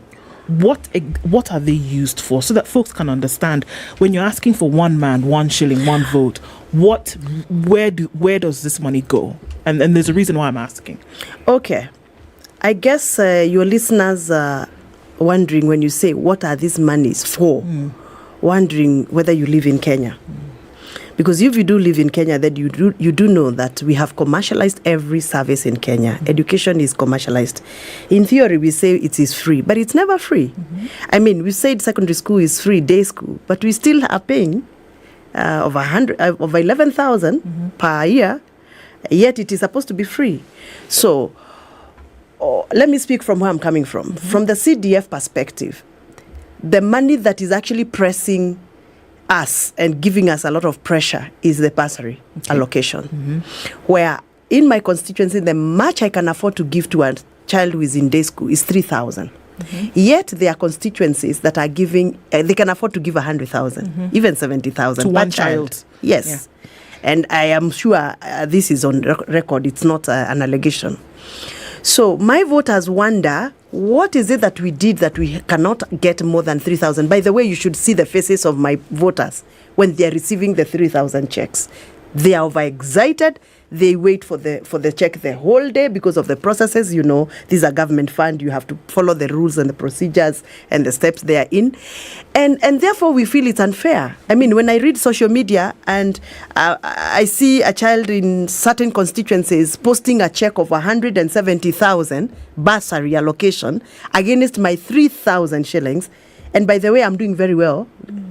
Giving 3,000, I'm doing very well. There are constituencies that are giving 1,000. Roiro constituency, the much they could have afforded to give per child based on the needs was 772 shillings. What? Yes. That's a match Roiro constituency could have afforded. I mean, is it fair for that Roiro voter getting 770 shillings against a voter who's getting 170,000? Yeah. It's not fair. So we are saying, can we start from where we can afford? CDF, bursary allocation. We either come up with the minimum population per ward as the smallest devolved unit, define that unit and say for any ward to survive, it has to have this amount of people or many people. From there, we allocate funds for bursary. Or we come up with a standard regulation and say any child in Kenya receiving bursary, the allocation will be standard. Uniform. Say every child is entitled to get 3,000. All right? Across board. Across board. Okay. But I have a problem. A big problem, like I started in the onset of this show. The minute we mix politics with budgets, we lose it. That's it. Because I don't even understand why we have bursaries. Why do we have bursaries? That's the question I was about to ask you. Why is it such a big We have issue? two Why do we things. have bursaries? If the government was Every giving child in us... Kenya today Yeah. receives a capitation from the Yeah. Ministry of Education, Yes. which is uniform. Yes. If there's capitation for primary school, X amount of money is going for every child. Yeah. Whether you are in a Nairobi school, Yeah. in Kiambu school, Yeah. in a Garissa school, Yeah. in a Lamu school, Yeah. right? Why do we need bursary? Why not? Why can't you champion then for this, for your constituencies, about 40 million shillings? Yeah. Well, for all constituencies, it's Yeah. capped at 35%, Yeah. is it? Yeah. Why don't you just say that 35%, whatever amount it comes to, let it go to the Ministry of Education, and then you oversight how the ministry The is spending problem that is money. the efficiencies and the effectiveness therein in government procedures. Okay. Can I Explain. Can I explain? Yes. I am not so sure whether that capitation money gets to every child in my constituency. I called my principals and chairs of BOM about last week on Wednesday, and I was shocked that there are some chairs of BOMs and principals of schools who do not know yet how much capitation money they have received. Because even the transparency of those accounts are questionable. I mean, I'm a principal of a school and I don't know how much my school is getting in terms of capitation. Why? That was the day I saw the head of education read those lists, and every principal was like, oh. So if we cannot actually even know what's going on, I mean, the processes are just wrong. Why don't they know? Can I continue with this? Because it is very important. When I was a county woman MP for Kiambu County, as a woman rep, as popularly known as, we had an allocation of 500 million allocated to us women reps, but through Ministry of Education, to supply sanitary towels to all schools, public schools. I've never done a painful exercise than that one. A very painful exercise where I went into a school and asked, where are your allocations? I mean, where are the sanitary towels? Yet every school was allocated sanitary towels. And in some schools, they disappeared. The girls never got them. I got myself fighting with a lot of head teachers. Ministry of Education asking questions that had no answers. Even today, no answers. So if we trust that those are the people we are going to give 100% of capitation, then we are wrong. The only person who can be trusted with resources is a politician because, and I will justify. They're directly accountable. Not directly accountable because I'm actually not accountable to CDF because I'm not an accounting officer. But it's like an exchange. It's like an exchange. I give you this because I want to make my name better for you to give me votes next time. But so the only people who delivered sanitary towels for the last 5 years during Magoha's and Matiangi's Ministry of Education regime are the women reps. When they were given the sanitary towels to go and distribute in schools, that is the only time the sanitary towels were visible. Yes. Because the women rep want to be visible and want to make sure that they have delivered, they've taken the photos, and they have records of what they've done. Yes. But using your own opening statement that budgets and politics don't mix. Yes. The moment you're giving the budget to the Mheshimiwa to deliver, because the formal government process is not delivering, you then have a conflict when it comes to oversight. I agree, 100%. So there's a missing link in all of this, which is the public. Because our systems don't work, and you even use those words. You use the word transparency. Yes. You use the word accountability. Yes. We haven't built in or operationalized those structures. Yes. They exist in law because you're supposed to have the bottom-up accountability mechanism. Empower the citizen. Do the civic education because we've lost our value foundations. Right now, citizens are not necessarily the most accountable. You have to go back and actually say accountability works, keep an eye on your resources when they come, make sure the disbursements are done properly. So that you don't have, the bad manners that we are seeing in government are also percolating down to the citizens. So we need to operationalize that. The other thing you talked about, you need to have a proper policy framework. Because we must recognize there are parts of this country that have been historically marginalized. And it's only in the last 10 years that these parts of this country actually have become a part of Kenya. And the students and the young people from this country are able to enjoy the same access to education, beginning to enjoy access to health, because resources have devolved. So it's not a perfect system, but there is a principle that must never be lost, which is the principle of inclusion. So yes, we need to look at the allocations. CDF is very different from counties, and we can't. I think there are lessons from CDF from the division of revenue and the sharing, but a county government, unlike CDF, which is a more direct fund, a county government deals very holistically, and the functions are, they are dealing with maintaining a government, a county civil service for all intents and purposes. They have a county assembly. So the administrative burden on counties cannot be equated to the CDF. Okay. The last point is one of the weaknesses with sharing of revenue is that the urban factor has been ignored. So that urban centers, because if you look at Kiambu County, which actually should be organizing itself so that even the status of the county can be elevated, as has been done with Nakuru and Kisumu and all, there is supposed to be an urban an urban fund, so that you take care of high population centers or counties because of the special needs that they have. As opposed to saying, let us go the one person, 1 shilling, 1 vote, because that will work against some of the far-flung areas. Their infrastructure outlay is humongous just because of the how wide, the geographic spread. The historical issues still haven't been addressed because the equalization grant has not been disbursed, is also not really quite a big kitty that can put parts of the country on par. So there are many dimensions. No, and I would argue, for me, I agree that there should be a dialogue, but let us agree what do we want to come out of the dialogue, as opposed to locking to one position that it has to be about population. It has to be about population, Shiro, because at the end of the day, this government and the economic and political setup is all around the power of votes. It's all about the power of votes. So it is not right for us to be the biggest basket in terms of votes, but we become the smallest basket in terms of the share. That we must agree. Number 2, we must agree that our constitution declares the people of Kenya as sovereign. I mean, people are sovereign. Resources should revolve around them, and they should feel fairly taken care of. We feel the pressure, Shiro. For example, in Kiambu County, and I'm glad that my colleague was here yesterday, Gigi Kagombe from Gatundu South, and I echo what he's talking about even in schools. We are the dormitory of Nairobi, for example, Kiambu. We house everybody who is working in Nairobi. Pressure is on us on sewerage system, on water, on electricity. But when it comes to the sharing of that resource to boost and up our services, then we feel that we are being discriminated against. So it is time now we have this national discussion, so that those that are arguing that they come from sparsely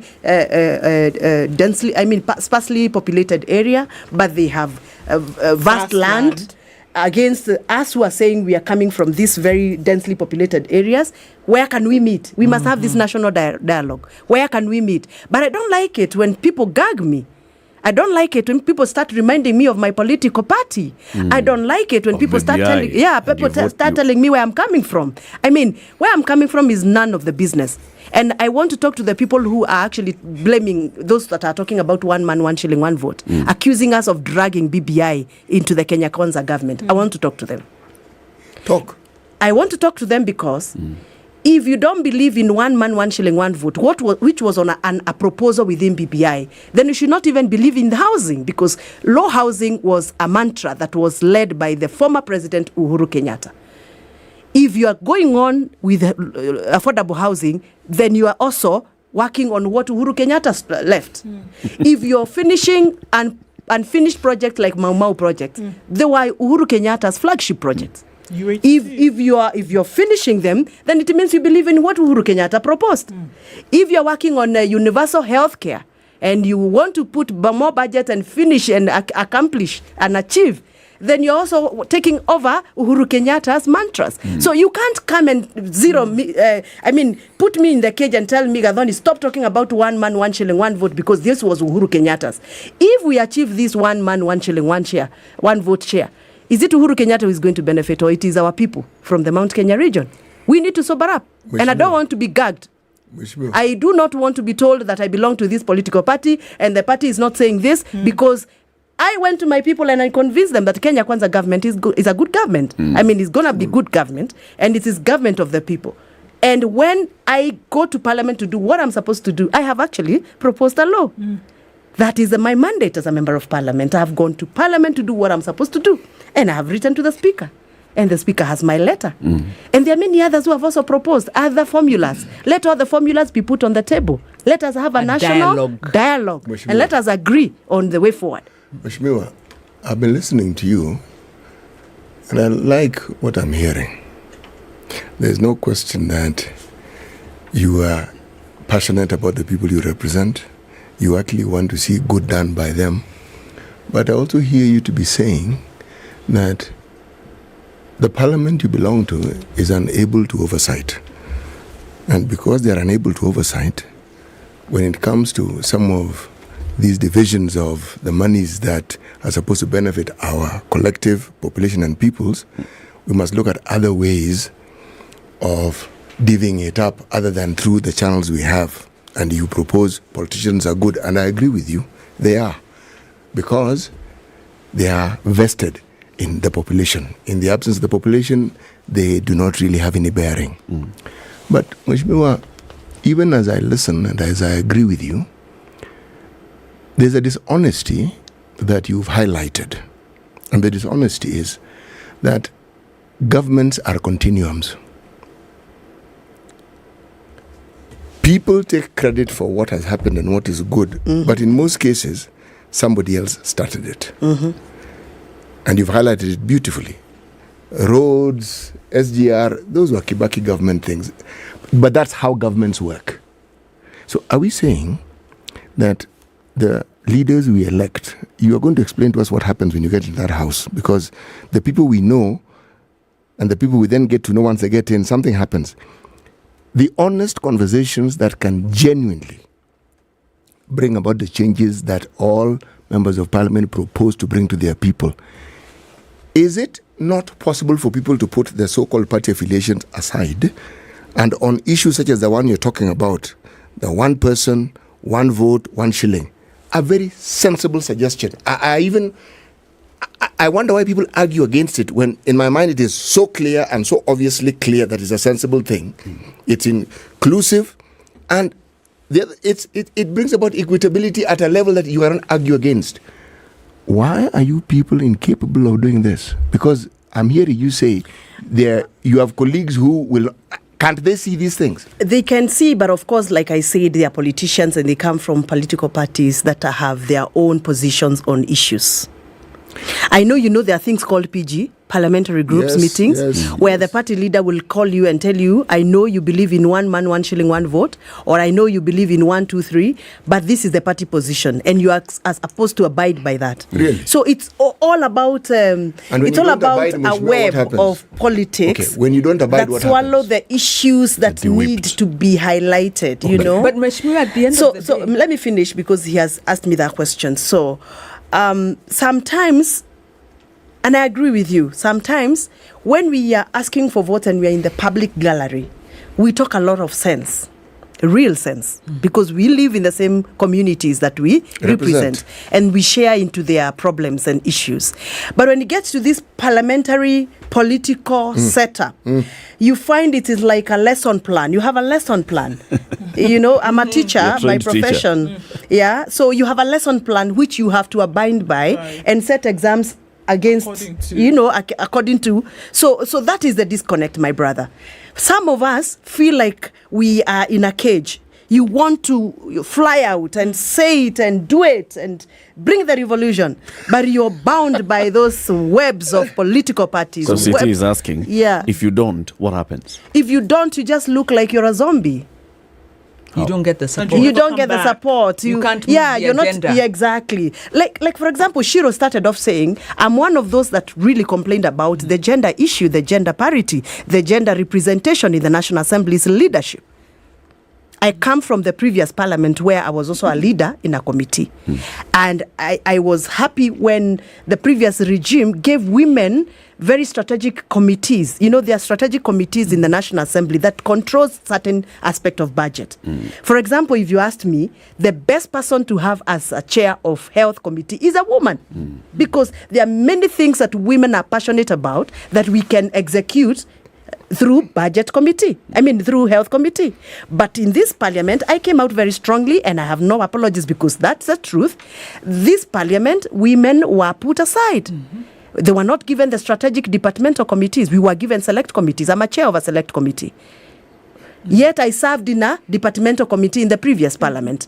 So I want to speak as a woman leader. Remember, I have been the chair of Kewapa for 2.5 years. And I want to speak as like a woman, but I'm also in that web of a political party. So I don't want to speak against my party leader's position. My party leader doesn't want to tell me exactly what he wants, but he wants also to play his politics and balance region and balance interest and balance money. No. Then I am there. I am in that formula. Wanting to burst out. Yes, wanting to burst out, but you can't because you are in that web. So my brother, in as much as we want to call it theoretical politics, So Parliament cannot practical oversight. politics.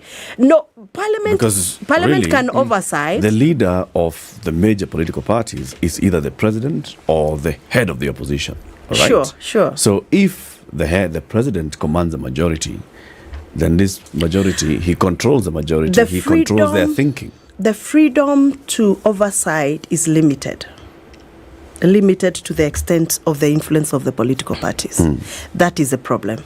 Let's discuss this. That is tyranny of numbers. Let's discuss this as we continue into the next hour. You can stay with us for a couple of more minutes and then we take some calls. Yes, because I still feel that I have not exhausted the reasoning behind 1 man, 1 shilling, And 1 vote. And why we are also asking for us in Kiambu County and other counties that are densely populated like ours to be allowed to have a local quota system in our national schools. Okay. Yeah. Local quota in the national schools. Yeah. Because Kiambu has how many national schools? About 7. Oh, way.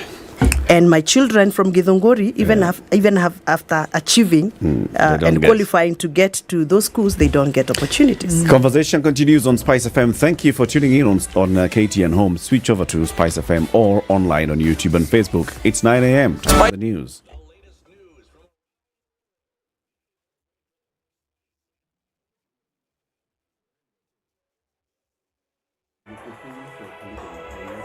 Oh, yeah. Good morning. This is Newswire. I'm Dennis Aseto. Prime Cabinet Secretary Musalia Mudavadi will today appear before the National Assembly to answer questions from members. The Prime CS is expected to respond to questions regarding the steps being taken to reduce the cost of essential goods and fuel and to address the decline of the Kenyan shilling against other currencies. The announcement made last week by Majority Leader Kimani Ichung'wah during a statement on the floor of the National Assembly during the session, which will be held in accordance with Standing Order 42A5 and 6. The Prime Cabinet Secretary will also address queries related to the provision and distribution of relief food in areas experiencing severe drought and famine, as raised by Kamkunji MP Yusuf Hassan. The appearance is expected to provide insight into the government's efforts to tackle the current economic difficulties facing the country. Cabinet Secretaries Ture Kindiki of Interior, Kipchumba Murkomen Roads and Transport, and Soipan Tui of Environment have already appeared on the floor of the House. Now, Malindi mortuary in Kilifi County is overwhelmed by the number of bodies recovered from Shakahola forest, a crime scene that has morphed into a cult massacre. The latest death toll has hit 90 after 17 more bodies were exhumed yesterday, including that of a child found in one grave. The multi-agency team conducting the exercise discovered fresh graves as the search for survivors continue. The facility, which has the capacity to hold 40 bodies, has over 100.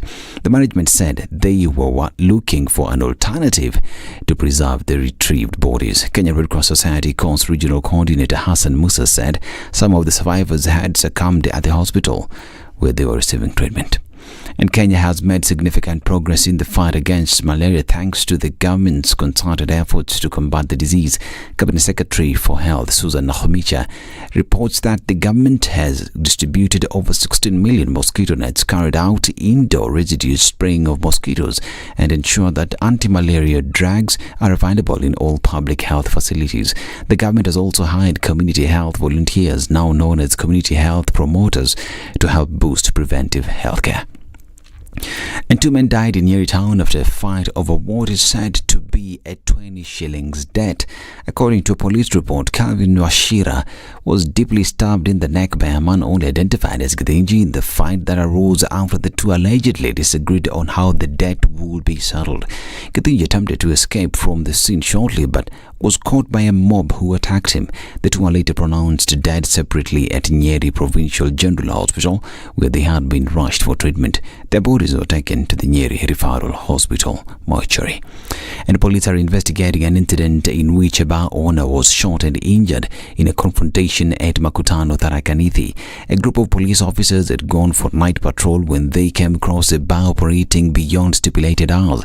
The officers went to Kismet Bar and ordered the management to close it. In the process, the confrontation broke out between the officers and the owner, who was furious, accusing the officers of harassment. And a former Sudanese politician wanted for alleged crime against humanity has said that he and other former officials are no longer in jail. Ahmed Harun was among those being held in Koba prison in the capital, Khartoum, who are facing charges by the International Criminal Court. A ceasefire between Sudan's army and a rival paramilitary group still largely appears to be holding.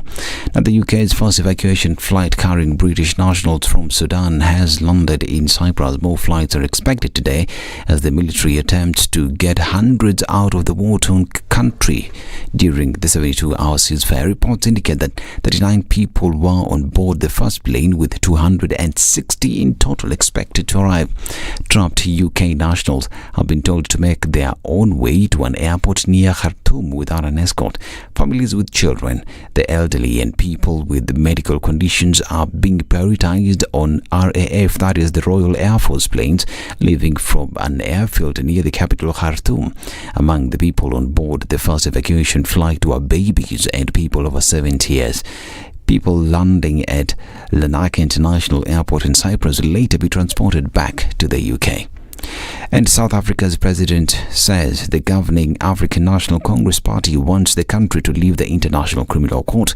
Cyril Ramaphosa called the decision prudent, given that, as he put it, the court had treated some countries unfairly. But it is a process that could take up to 2 years. This is Newswire. I'm Dennis Aseto. Good morning.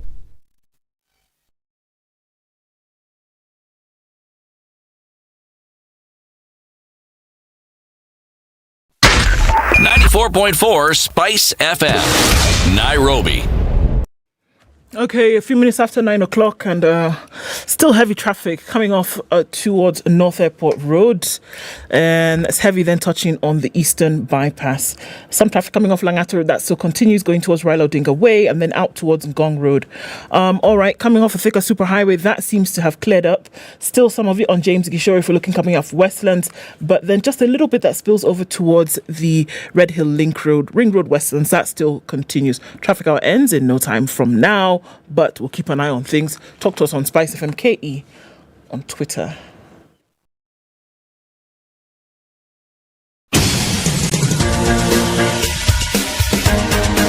This is The Situation Room, the home of hard-hitting political commentary and penetrating insights about the state of the nation. This is a talk radio experience like no other. The Situation Room, a place for hard truths, debates, and elevated conversations. The Situation Room, witty, political, engaging, deep, controversial. In the room, we have C.T. Muga, researcher, academic, seasoned political observer, a fountain of wisdom in these politically uncertain times. Ndu Oko, Nigerian by birth, Kenyan by choice, communications expert, Pan-Africanist, a truth seeker and believer in people power, and Eric Latif, agent provocateur, the man in the chair, seasoned journalist, news hound, a man who believes in punching up, not down.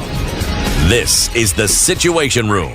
It the is. only way Good to morning start and your welcome day. to the final hour of the Situation Room today. 7 minutes after 9.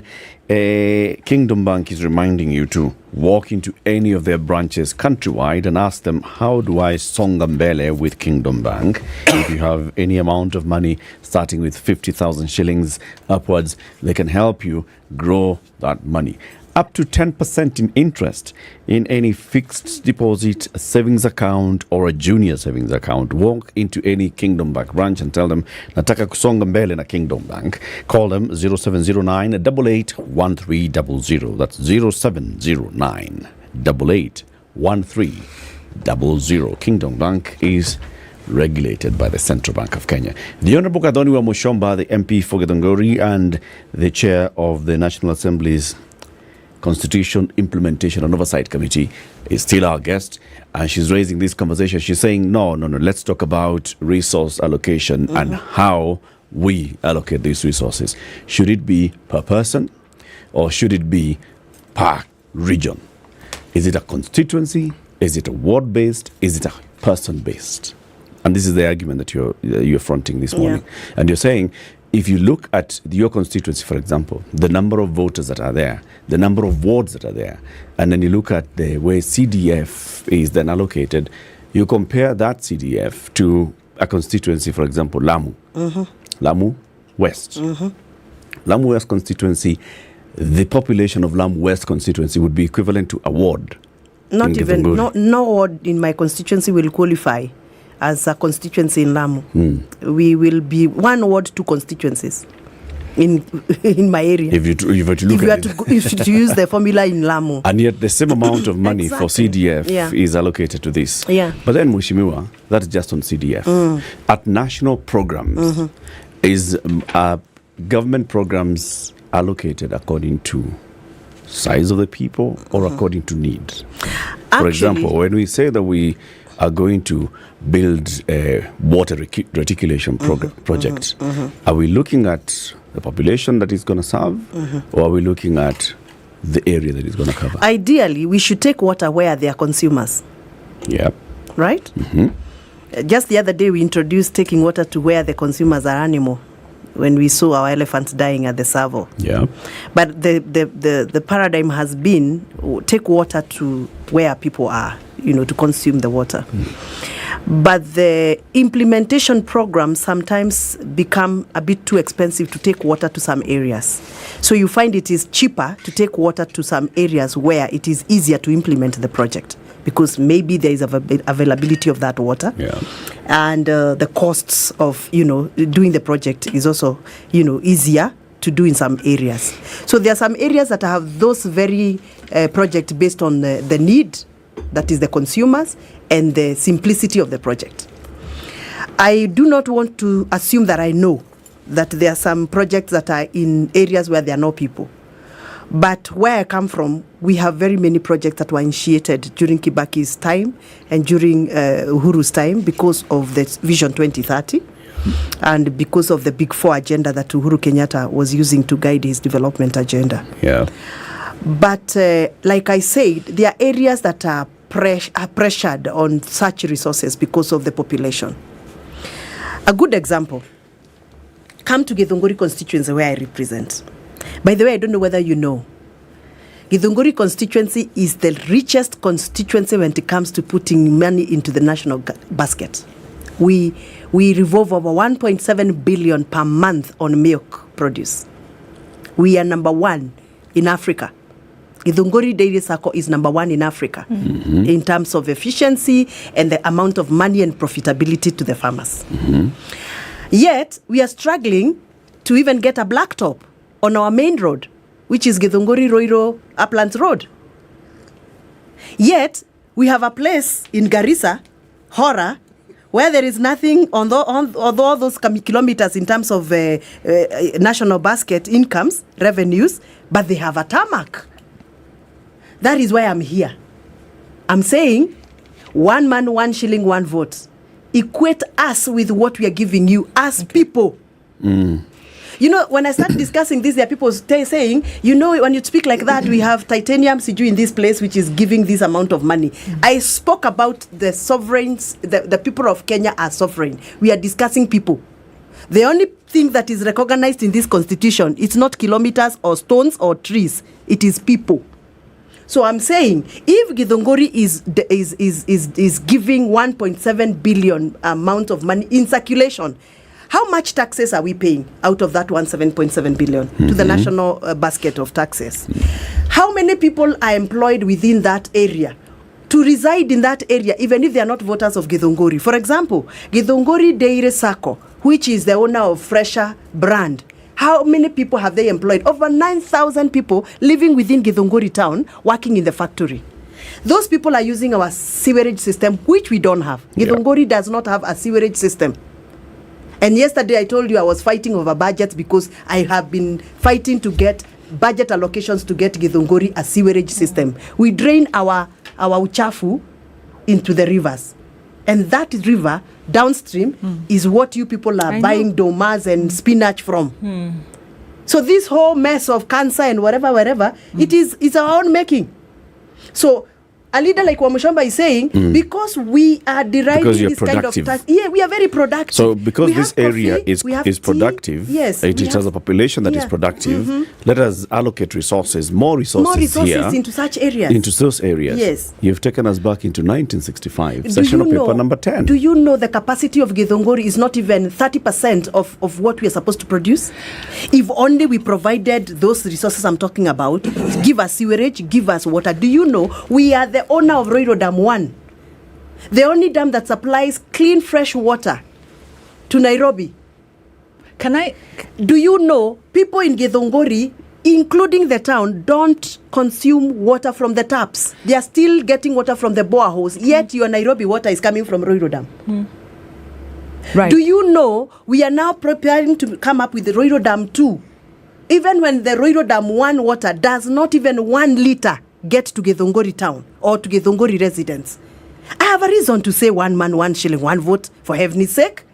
Do you know Githunguri is one of the constituencies in this country that is very heavy on coffee, very heavy on tea, and very heavy on milk? If we really mean bottom up, the place where we can actually put money for bottom up revamp of factories and industries is Githunguri. We shouldn't be speaking about put money on this. Mheshimiwa, can I step in? Because we are under a devolved system of government. Yeah.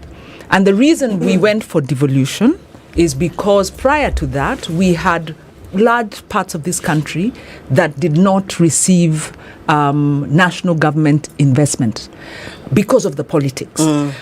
Investments or transfers were based on political allegiance. And we all agreed, Kenyans discussed and agreed we don't want to go back to that. We need to safeguard in the constitution that every part of this country should have an equitable share of resources. We then agreed, or a framework was put in the constitution, that discussion will take place under the Commission on Revenue Allocation. That process, every 3 years, there is a discussion about the very issues that you're raising. How do we share revenue raised nationally? Because that's the conversation you're saying. Because there is revenue raised nationally, there is also the county sources of revenue, and then of course there is business and enterprise. Business and enterprise is about an enabling environment. So Githunguri, for instance, that's a business, a cooperative business. In fact, a model that should be adopted all through the country. So successful. It has been impeded by political interests, but still it has thrived. But back to the issue of sharing of revenue. The principle is that as the nation of Kenya, we agreed we must all grow. Now, why have you not been able, how is this process not able to accommodate the issues that you're saying that are about basic justice? You're saying that this part is generating a lot, but losing more than it's generating. I don't believe you're saying that other parts of the country cannot benefit from the revenues generated by Githunguri. What you're saying is that more should be retained in Githunguri. Yeah. Why can't we? Because this formula is a discussion between all the counties All the stakeholders. and all the stakeholders. Why can't this discussion be there? And how do you then make sure you accommodate beyond population those other disparities? Okay. Then, just linking to that, the other issue that's considered under the shareable revenue, and I can look at some of those parameters, is moving away from project-based kind of thinking of development, looking at, they're talking about the health index. They're saying how large is the population, how well are they served in terms of health cover. So you look at a health index, which is the population versus the delivery of the service. Are you saying that the health index, agricultural index, and these other indexes that look at the service delivery is a wrong way to go? Because once you use an index, Shiro, you can then argue we are low on the index, so we need more money. No, Shiro. I think we are very good at what I call theoretical numbers and figures. We are very good. Our policies are very good, but implementation is the issue.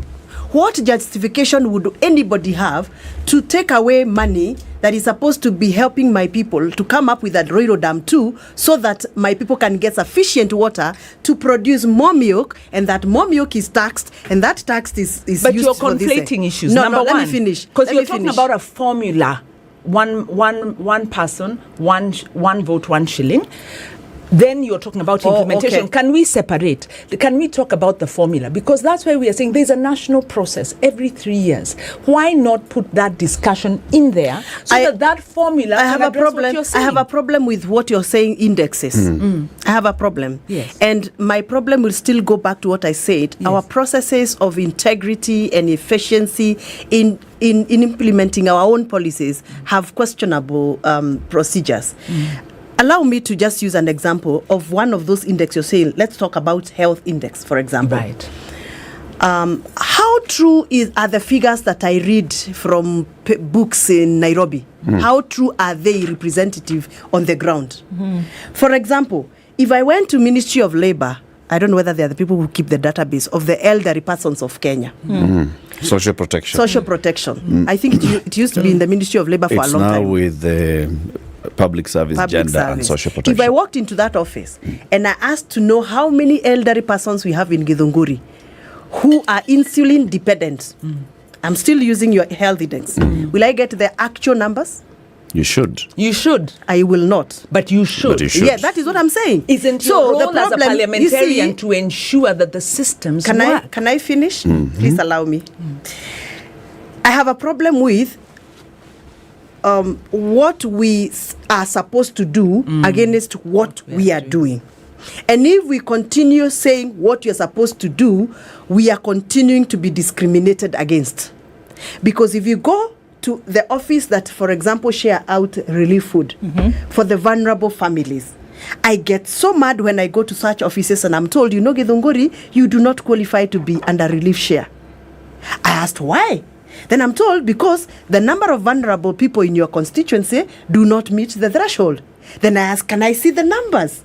And then the numbers I'm given, Eric, are not even close to what I have. I am the person on the ground. I asked how many vulnerable elderly persons do we have that are supposed to be getting relief food? How many vulnerable people do we have that are living with a disability? We don't have actual numbers. We don't have them. So if you're using what is in the national offices in Nairobi as the index you're talking about, and that is what you're using to share resources, we'll continue suffering. And that is why some of us when you leaders say one now man, are saying, one vote. Yes, we are saying let's now use the vote as an index, if that is what is going to sort my problem. And for me, please understand, I may not be able to theoretically implement theoretically. I love being practical because I start from where is the problem. When I was in school, I was told that every time I am answering a question, I put my perspective on problem statement. So for me, I start from the problem. What is the problem? The problem is my vulnerable people don't get. Even they are never included anywhere because we come from that constituency that is meant not to be in that ASA area where relief is taken. But there are people who are suffering what I call urban poverty. I agree. There are people who really are sleeping hungry in Roiro Utawala village because they are in Roiro town, which is not a very affected area. But they are in the urban poverty sector. Mheshimiwa, can we now start sharing revenues and whatever it is that we are sharing based on the number of people? And the number of people means the number of people who use their vote, to give guarantee the power. representation. Yeah, right. Mheshimiwa, based on your argument, what you're saying is, yes, you acknowledge there is a revenue sharing procedure. Yeah. There are indicators that have been generated which are agreeable. That if we were to say we are going to go with a health index, we are going to go with an agricultural index, it would be fine. But what you're saying is that it breaks down on implementation. Can I put it to you? Yes. That the problem that our country faces is a crisis of non-implementation. And that the reason why Kenyans are very disaffected with political leaders is because they blame political leaders for the failure of implementation. Yeah. And that what you're proposing, from where I sit, much as your argument is completely compelling and and the justification is valid, the solution you're proposing is political. And what it does is it puts the issue back into politics. Thank you. Rather than what the Constitution aims to do. And what the laws on devolution aim to do is to put the solution back into an institutional framework that is insulated from politics, but has a political role. So that as an MP you can go and campaign and say, we do not have a hospital here, we do not have a hospital here, these my people elderly, don't have water. And then who is supposed to implement that? You can engage in the system that will deliver.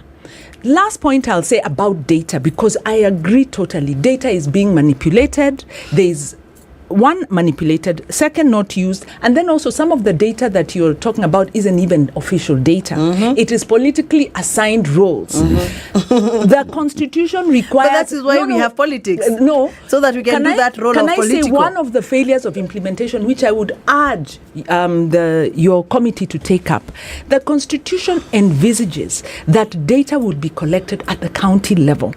Before this government, before even the 2010 Constitution, there was a system called the community-based monitoring system that was piloted by the Ministry of Planning using the local authorities then, where data was generated at the local level that using the community-based health system, using the community-based systems, you have data that even the citizens themselves know, because data is not supposed to be a secret. And they are the source of the data. They are the ones who will be saying. So allow me to finish. The point I'm making is that the problem you're trying to cure is a problem of non-implementation, and I would urge you to consider that the cure to the problem is to ensure the proper implementation so that you put power back to the bottom. But doesn't I don't want to forget this. I want you to allow me not to forget this.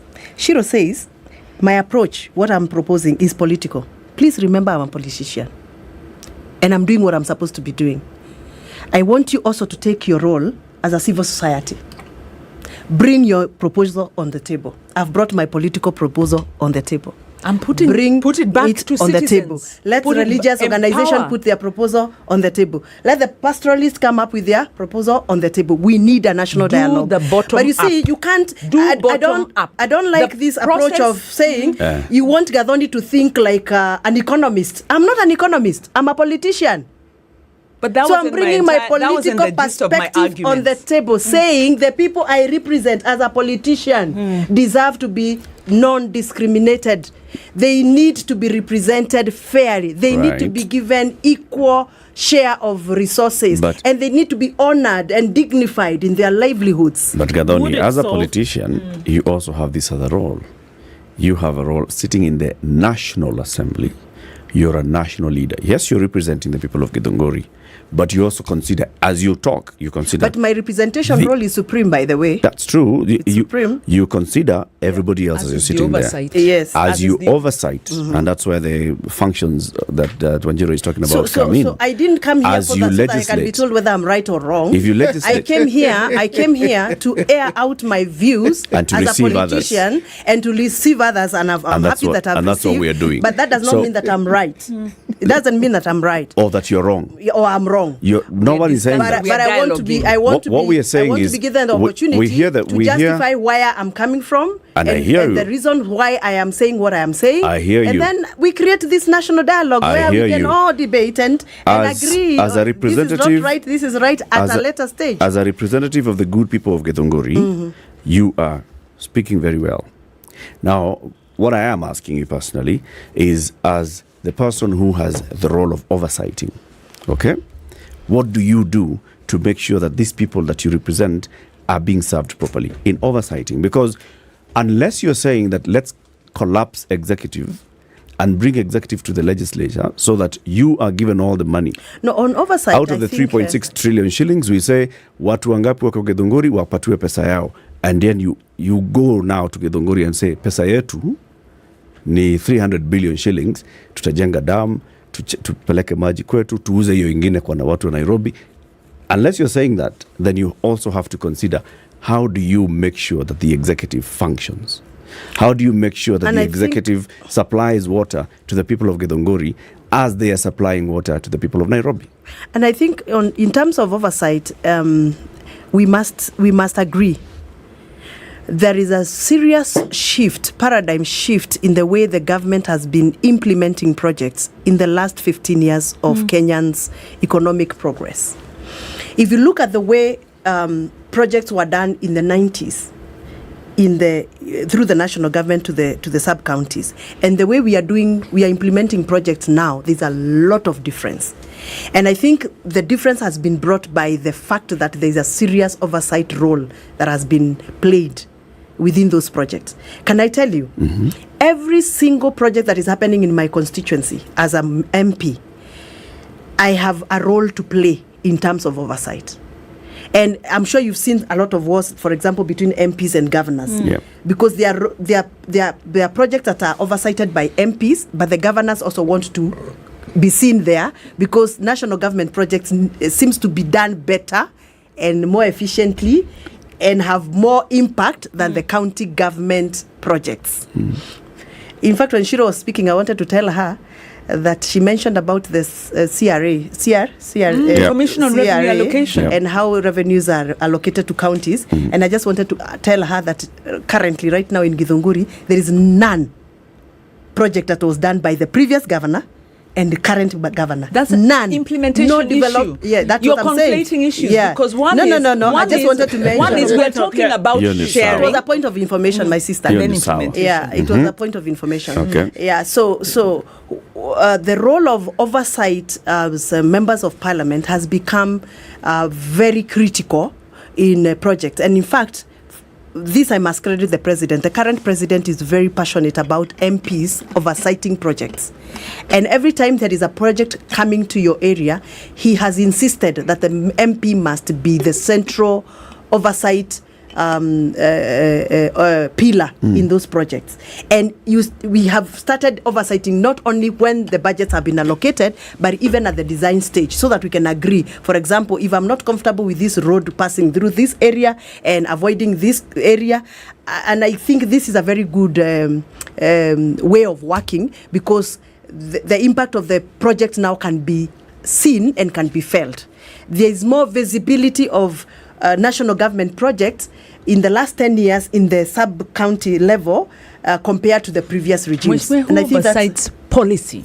Because I like what you're saying about oversighting projects. That's a plus. And I'm hoping you're putting the public involved, because, sovereignty starts with the people, and the ultimate overseer is the public. So even as the MP is oversighting, the public need the information, need to be able to do the social audits. But is Parliament also oversighting the policies? Because like we said earlier, you have to ask, is this project adding value to the livelihoods? Is it battling poverty? Is it building the economy? Because you could do amazing projects where you don't even steal money. But if it's the wrong project in the wrong place, it's not going to work. So is Parliament, because that's the point I think Eric was going at, there's this wider vision where we have to tame government from using projects politically at the expense of the overall development agenda. So that I think the aspect of public participation is one of those that maybe I can say is a channel towards what you're asking. Because from where I come from, none of the projects that are visible right now or are funded right now, I don't know any project that the people of Githunguri have not endorsed, have said, we need this. And for example, for me to be able to do any project in Githunguri through CDF, the first process stage is for me to engage my people through public participation. So like the onset of this financial year, I had to do various public participation meetings in every village, and then the village would tell me we need a police station, or we need a hospital dispensary, or we need toilets, so whenever I am now coming to lay my proposal, I already have taken the views of my people and the needs. So then you can't come back and tell me that I prioritized a toilet or a market, yet you are the people who told me that you need it. So I think even that's why I've said that for the last 15 years, the visibility of projects and the funding of the project has been very progressive, positively, because there's a lot of weight put on the voters by giving them the power to decide. A good example, I was the vice chair of Committee on Roads and Transport in the previous parliament, and I was involved very heavily on the policy that guided the project in terms of not only being a member of parliament and one of those that are sharing budgets, because I was involved in the sharing of the Mau Mau budgets, but also to ask ourselves, if this road passes through this area, how does it help the people of Githunguri? And I'm very excited because the projects that are happening in Githunguri right now, especially for Mau Mau roads, I played a very, very big role because I was the vice chair of roads. And I also engaged the people so that I can know if this road passes here, are we going to have a new factory, that a milk collection center, for example, a tea buying center that is going to boost the economy of the area. So I can proudly say from the process, the roads that we are doing in Githunguri and parts of Gatundu South and Gatundu North are really viable roads, and people are excited about them. They can't wait for them to get finished or completed because they are going to open up. They have already opened up, and I'm very, very proud. Now, that's notwithstanding, I hear what Shiro is saying, that there are sometimes the president pledged during campaign a project, and he has to deliver because he pledged, not because the people really needed it, but because maybe somebody whispered to him that if you do for me a road here, you'll lift my political star. You understand? And then we find ourselves allocating budget to such projects that really don't make sense. Such projects, they exist, but they are few because Parliament sometimes we rain on such projects and we deny budgets. And I want to congratulate the 12th Parliament. The previous Parliament, there's one thing that the 12th Parliament did that I will forever remember. I know you remember the scams around NYS. When we realized that we are putting in money into a hole and people are harvesting on the other side and the money is not getting anywhere, we stopped allocation of NYS budgets. And I remember the president forcing us, the president of the day, personally, he summoned me and told me, Wamushomba, what is this I'm hearing that you're denying NYS? My NYS. He said, my NYS. Money. I said, it is not yours, Your Excellency. It belongs to the people. And we cannot keep on putting money into a hole, and we don't know who is harvesting the money. And the parliament just refused. Across the board, not because of this political party or this one, we all agreed as oversights that this one, we are not going. We are not allocating anymore. Completely refused. Very so I think we can't just bash MPs. We may not be doing very well. Yes. But we try. You are at we try. On that Yes, positive can you give note, us a better on that positive note, we Yeah. take a break. It's 24 minutes. And I to 10. cannot leave this station before I speak You're about not going. quotas in our schools. We are talking about local that quotas next. in our schools. You'll have time. We are talking I have about that time. next. Yes. Yes. Yeah, even if you tell me to sleep, City I'll Muga. sleep. Yes. On that positive note, Yes. tell us about the positive things that is happening this week when it's National World Immunization Week. Yes, there's that little positive detail Yes. about UNICEF World National Immunization Week.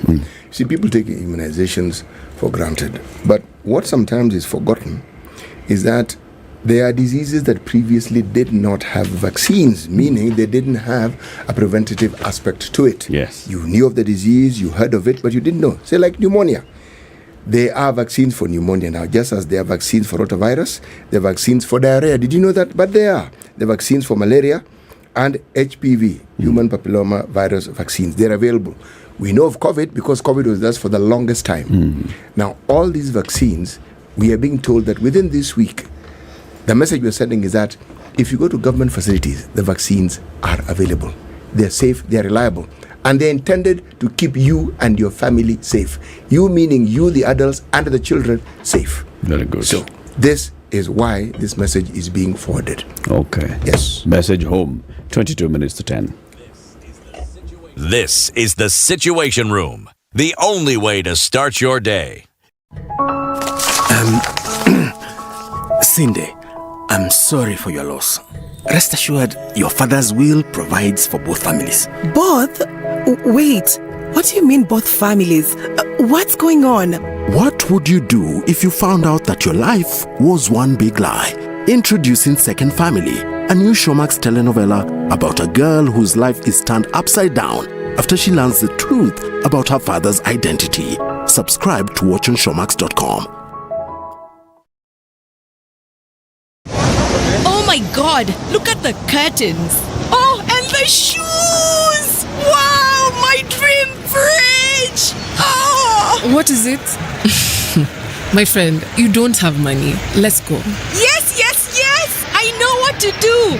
The interest on my fixed deposit has matured to Songe Mbele na Kingdom Bank. What is it about Kingdom Bank? Everyone is surprising me about this Songamvele na Kingdom Bank move. Songamvele na Kingdom Bank. Kingdom Bank is now offering mid to long-term fixed saving with higher interest rates. Earn up to 10% interest from as little as 50,000 Kenya shillings on our fixed and core deposits. Enjoy a variety of our great services including savings and junior savings accounts for your kids. Get return on your fixed investments today at Kingdom Bank. Songamvele na Kingdom Bank. Shop now for all you want. Talk to us on 0709 881300 for more information. Terms and conditions apply. Kingdom Bank is regulated by the Central Bank of Kenya. Times are tough. Bei zinapanda, vikapu vinapungua. Sasa tutadu. Ni Naivas Kikapu Kibonge. Pick up key extra offers. Choose from a kibunda of products. Get kibigi discounts. Kwa hivyo, you can beba more of your favorite fresh foods and household products. Kila kitu ni balance. What like kitu ni Naivas saves you money.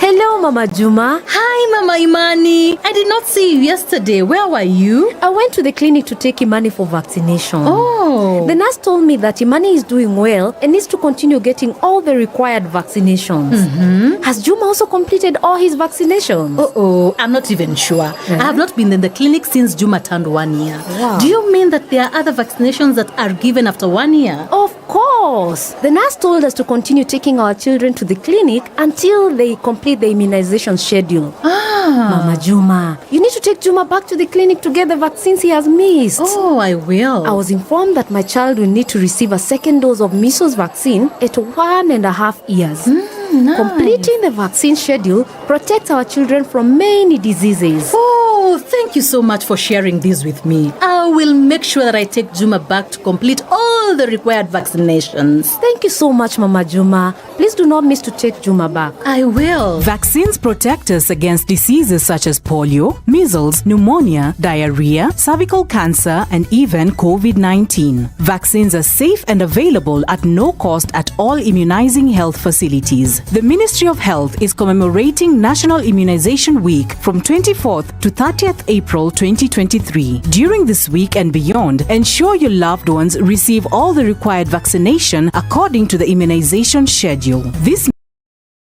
Blood is not always thicker than water. Start your life here. It's not enough for me. It's just not enough. You don't know what they do to girls like you. I think it's having an affair. Two families are at war and family ties get broken. Sorry, who is your father? Discover the shocking truth in Second Family. I had another family. Another wife. Tune in to Sugar and Spice to find out more about the Second Family, Kenya's to 10 first. And we're seeing that traffic in certain parts has dissipated. Not too much of a problem. These folks on the Northern Bypass have decided that we're still going to be in traffic for some time, So getting onto the thicker superhighways where it looks like it'll be a bit sticky.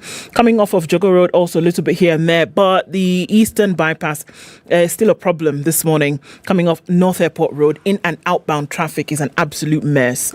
We're also looking at the flooding issues right around the Maradima. It's going to slow down traffic quite some and spilling over to Mombasa Road this morning. So not quite out of traffic hour just yet. Through the morning, talk to us just about anything. Spice FM KE on Twitter.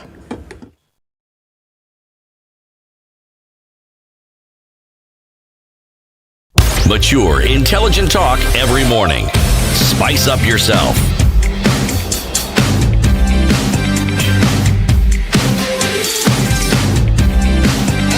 Mornings done right. All right. 94.4 Spice FM. Mugadhoni wa Mushomba, MP Githongori.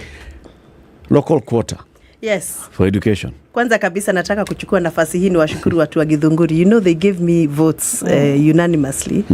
They agreed that this lady, they call me Madhe on the ground, that Madhe has matters education at heart.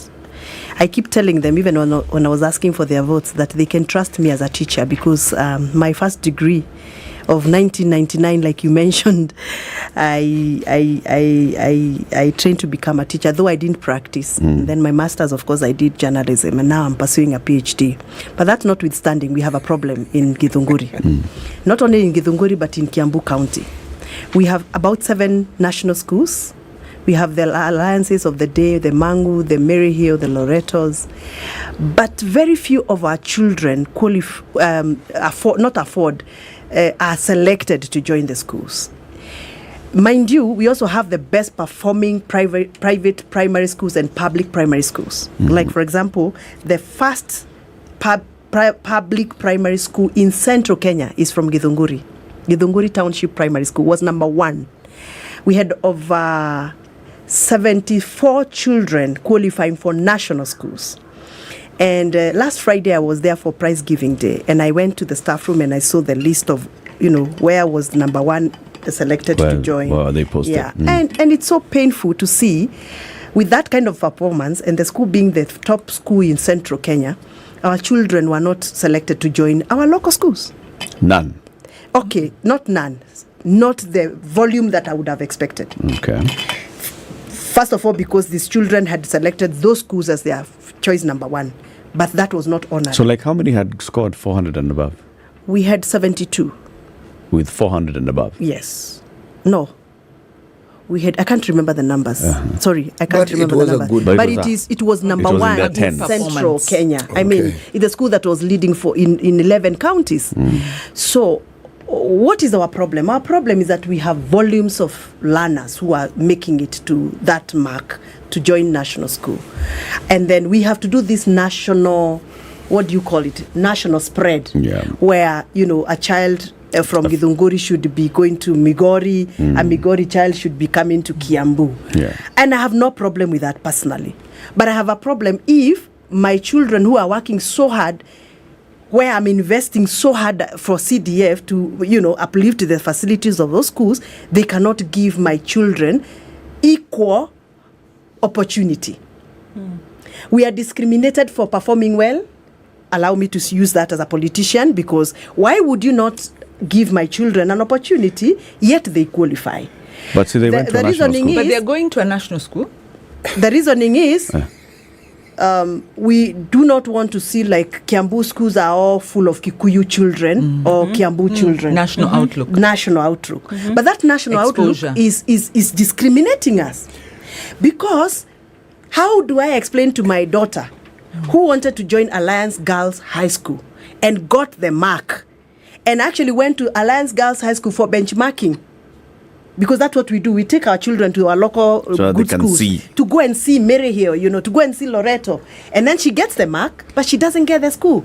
And then she's admitted in a school in Wajir. For national school. That's not... Yeah, so I am saying, in as much as we want to be seen national, in as much as we want to implement this policy, we also need to be careful so that we don't look like we are discriminating. What do you propose? I propose this. Every school, national school, extra county school, we get a special class for locals. A special class. Class means so let's say a quarter. Threshold. So you say that is the quota out of 100 that you if you're admitting 200 learners, 25%. you give us 25%. We give you the learners. We'll give you qualified learners. We are not going to ask for affirmative. Yeah. We don't want affirmative.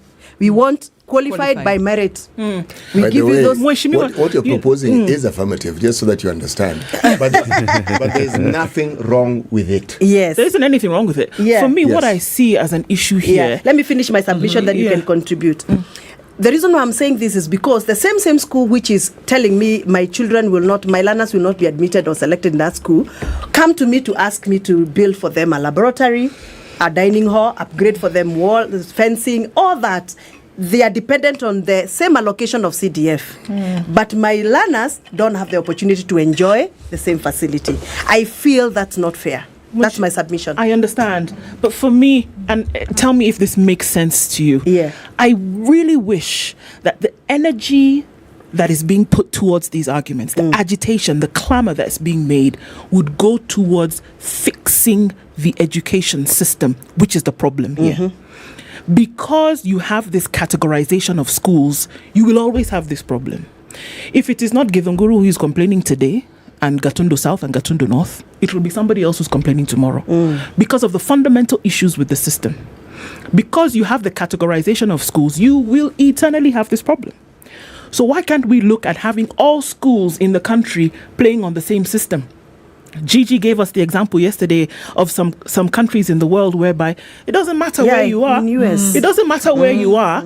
If you're in Boston or if you're in the south of Florida, your child will be okay going to that school because the system has dictated and guaranteed that everybody's on a level playing field. No national, no sub-county, no nothing.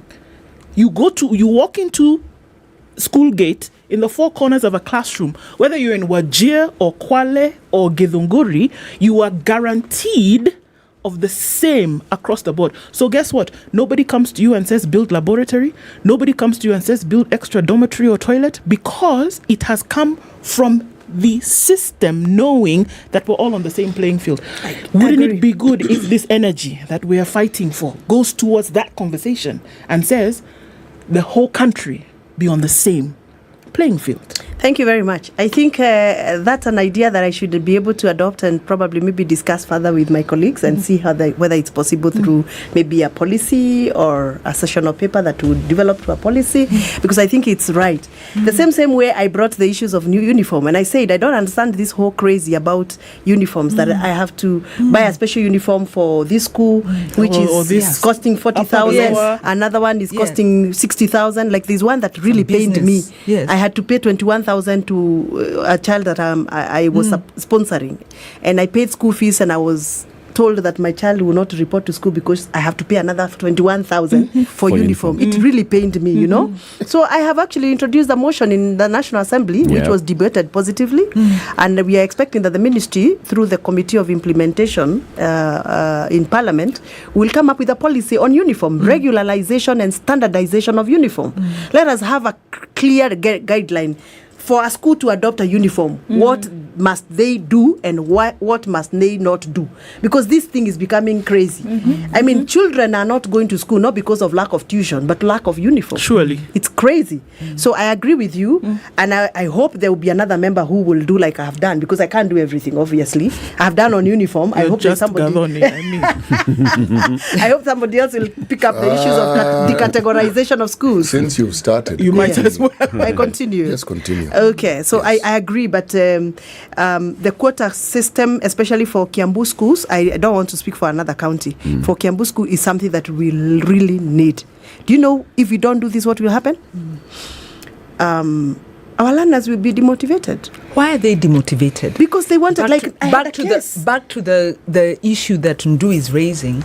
If you look at it in terms of you want a national level education, national level education should be uniform across the board, and then there is an advantage in getting out of where you've grown and been, because also you're getting a national outlook, you're learning to engage with other people. That, that conversation, that exposure surely helps. So my question would be, if you cast your eye ahead, what happens to those learners who go out vis-a-vis those who stay? What are the pros and cons? Because I think there's also a social dimension that we need to pay attention to. Because those who come from a primary school here, they cross the fence over into the secondary school and they walk home for 16 years of their life.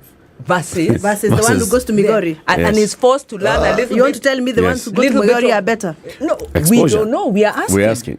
Because that person you're asking. That person might... You're asking the wrong person. No, because we are saying our parents, to get their education... all the counties in the country, Migori. Okay. No, she's got something with Migori. There's something. You tell us at another... Migori number one, Wajir don't number mention two. Migori again. I don't mention Migori again. Okay. I had a case of a child who actually got 412 marks. A girl, and really wanted to go to Maryhill, but she didn't get an opportunity. She was admitted in a school in Migori. That's why I am. That's how speaking come about it's top Migori. of your mind. And this girl just refused to go to Migori. She refused completely. Why? She said she was working towards going to Maryhill, and it went to a point where she was suicidal. And I had to come in as a mother figure and to counsel the girl, and and I had to go to Maryhill and plead for her to be admitted. And I was told I have to wait for Form 2, because during maybe 1 year of Form 1 there might be somebody who is going to drop out, then she can join in. So she's now working on a promise that in Form 2 she's going to join Maryhill. So is she in Migori now? Yeah, she's in Migori, but how is she liking it? She's not liking it, and she's depressed. Oh no! The point you're making, Mheshimiwa, is an extremely valid one, because it's reasonable. You're saying, look, a quota. Yes, why don't you allow us? It's affirmative. We already have put into play affirmative action in so many ways. We are saying, and not just for us. Give other counties the same thing. The same thing. Yes. It's not just Githunguri. Yes. See, she didn't be kwake ni Githunguri. So she must speak for Githunguri. Allow us this, so that even our parents and their children know that this is the quota that we have. But you know what Ndu suggested? Makes all these things so much easier. So that even with the quota system, even when you are told that you are going to a part of the country you didn't even know existed, okay? It reminds me of a time, me pia ni mwalimu, you would be posted. Some of us received our posting letters before we finished our last exam. And you're being told that your first posting is in Garbatula. You're asking, where's Garbatula? Go up. Is that in Kenya? So you go to the library to look for a map of Kenya. Because seriously, yes, there's no Google to find out where Garbatula is. Okay? Now, with children, this is an adult. With a child, it can be traumatizing.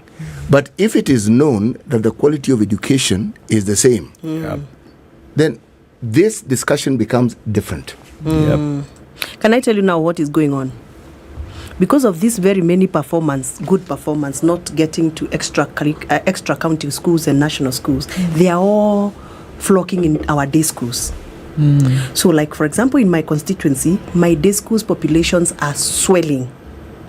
We actually cannot accommodate the learners. You are paying the price for being good performance. Yes. So our day schools are swelling with good learners. Traditionally, day schools were for those that did not qualify for those schools. It was for the others. But now you're finding a child who had 400 now has joined day school, not because she was not admitted in a school, but it is far and it has economic requirements. Yes. So the parent finds it difficult to take a child to Eldoret because they can't afford the fares, they cannot afford all those issues. Now, our day schools are now becoming very good centers for learning. Is that not a good thing? Very good centers. We have day schools like in my county, sub-county, I have day schools who are giving us like 20 A's to university. So there is also a good aspect of it and a bad aspect of it. Now, the only challenge we have now, it's the pressure these learners are exerting on those day schools. Because every day, the head teachers are requesting for more classes. They are requesting for more toilets. They are requesting for more water. There are schools that require more electricity. Is that not a good problem? It is a good problem because, yes, it's a good problem. And how also about a bad the community problem asking for a new school? Sorry? Has there been any new public secondary school? Yes, we are creating day secondary school, new ones, every year. Even this year we have one that we are in the process of making. We are actually splitting primary schools into secondary because now there is a lot of demand for day school because parents are pressed. Is this a national program or a county program? Ours is a county. It is a county, actually a sub-county. Let me speak for my sub-county. Yeah. So there is a good story about it and there's a bad story about it. By the end of the day, we must make sure that we accommodate good learners. Performing learners, which is the point, to our desired school. If we stopped calling these things sub-county, county, extra county, if it just became a secondary school, destigmatized, that would be the best. Yeah. So you make sure that the lab in this local school is the same as the lab in Berry Hill. Exactly, and the teachers are the same. Yeah. But right now, there's complete disproportionate. I agree. There's a lot of work to be done in the Ministry of Education. Yeah. Like my sister said, a lot of work. Yeah, even part at the policy level. Dialogue. Yeah, that is education. That's the problem. That is a big issue in terms of national dialogue. If you just look at the number of children, for example, in your constituency, who are in grade 7, JSS, an entire term they closed, they learnt zero. Nothing. Because JSS was a false start completely. No teachers, no books. Even now, no they classrooms. still don't have sufficient teachers. When they open, they'll come back into the same issue. These are matters that should be getting public attention in the National Assembly. And that is why I said this whole bipartisan thing to me doesn't make sense. It is waste of time. It's the wrong conversation to have. It's a drama. It has elite skits. political negotiation. Yeah, because they should be speaking about junior secondary school, talk about issues of GMR, guaranteed minimum return, something that we campaigned around and we must deliver. And by the way, I'm the chair of a coffee caucus in the National Assembly. We have a caucus. Too, yes. And come again next time. Yeah, let's talk call about. me next time. Let's talk about that guaranteed minimum return. Not exactly. But bipartisan, we should be speaking. I'm asking this question, Eric. Eric, you come from Nyeri, I guess. I'm asking those guys in Nyeri when they watch TV and they see bipartisan talks. Do they know what is going on in their mind? Those guys in Gedongori, our milk farmers, when they hear there is bipartisan talks, what are they thinking? I'm sure they're thinking our milk prices should be reviewed. Yeah, we be paid more. Our animal feed should be reviewed in terms of pricing. I mean, our roads should be done. Not those stories I'm hearing Akina Otie Domoro discuss. I saw him on TV last night and I was like, yes, switch off this TV. Because I'm tired of these bipartisan political talks. Come again soon. Thank you, guys. Asante. Gadhoni Wamushomba is a member of Parliament for Githunguri constituency. Wajiro, always a pleasure. Pleasure. When will you be back next week or this week? Pleasure. Okay. My former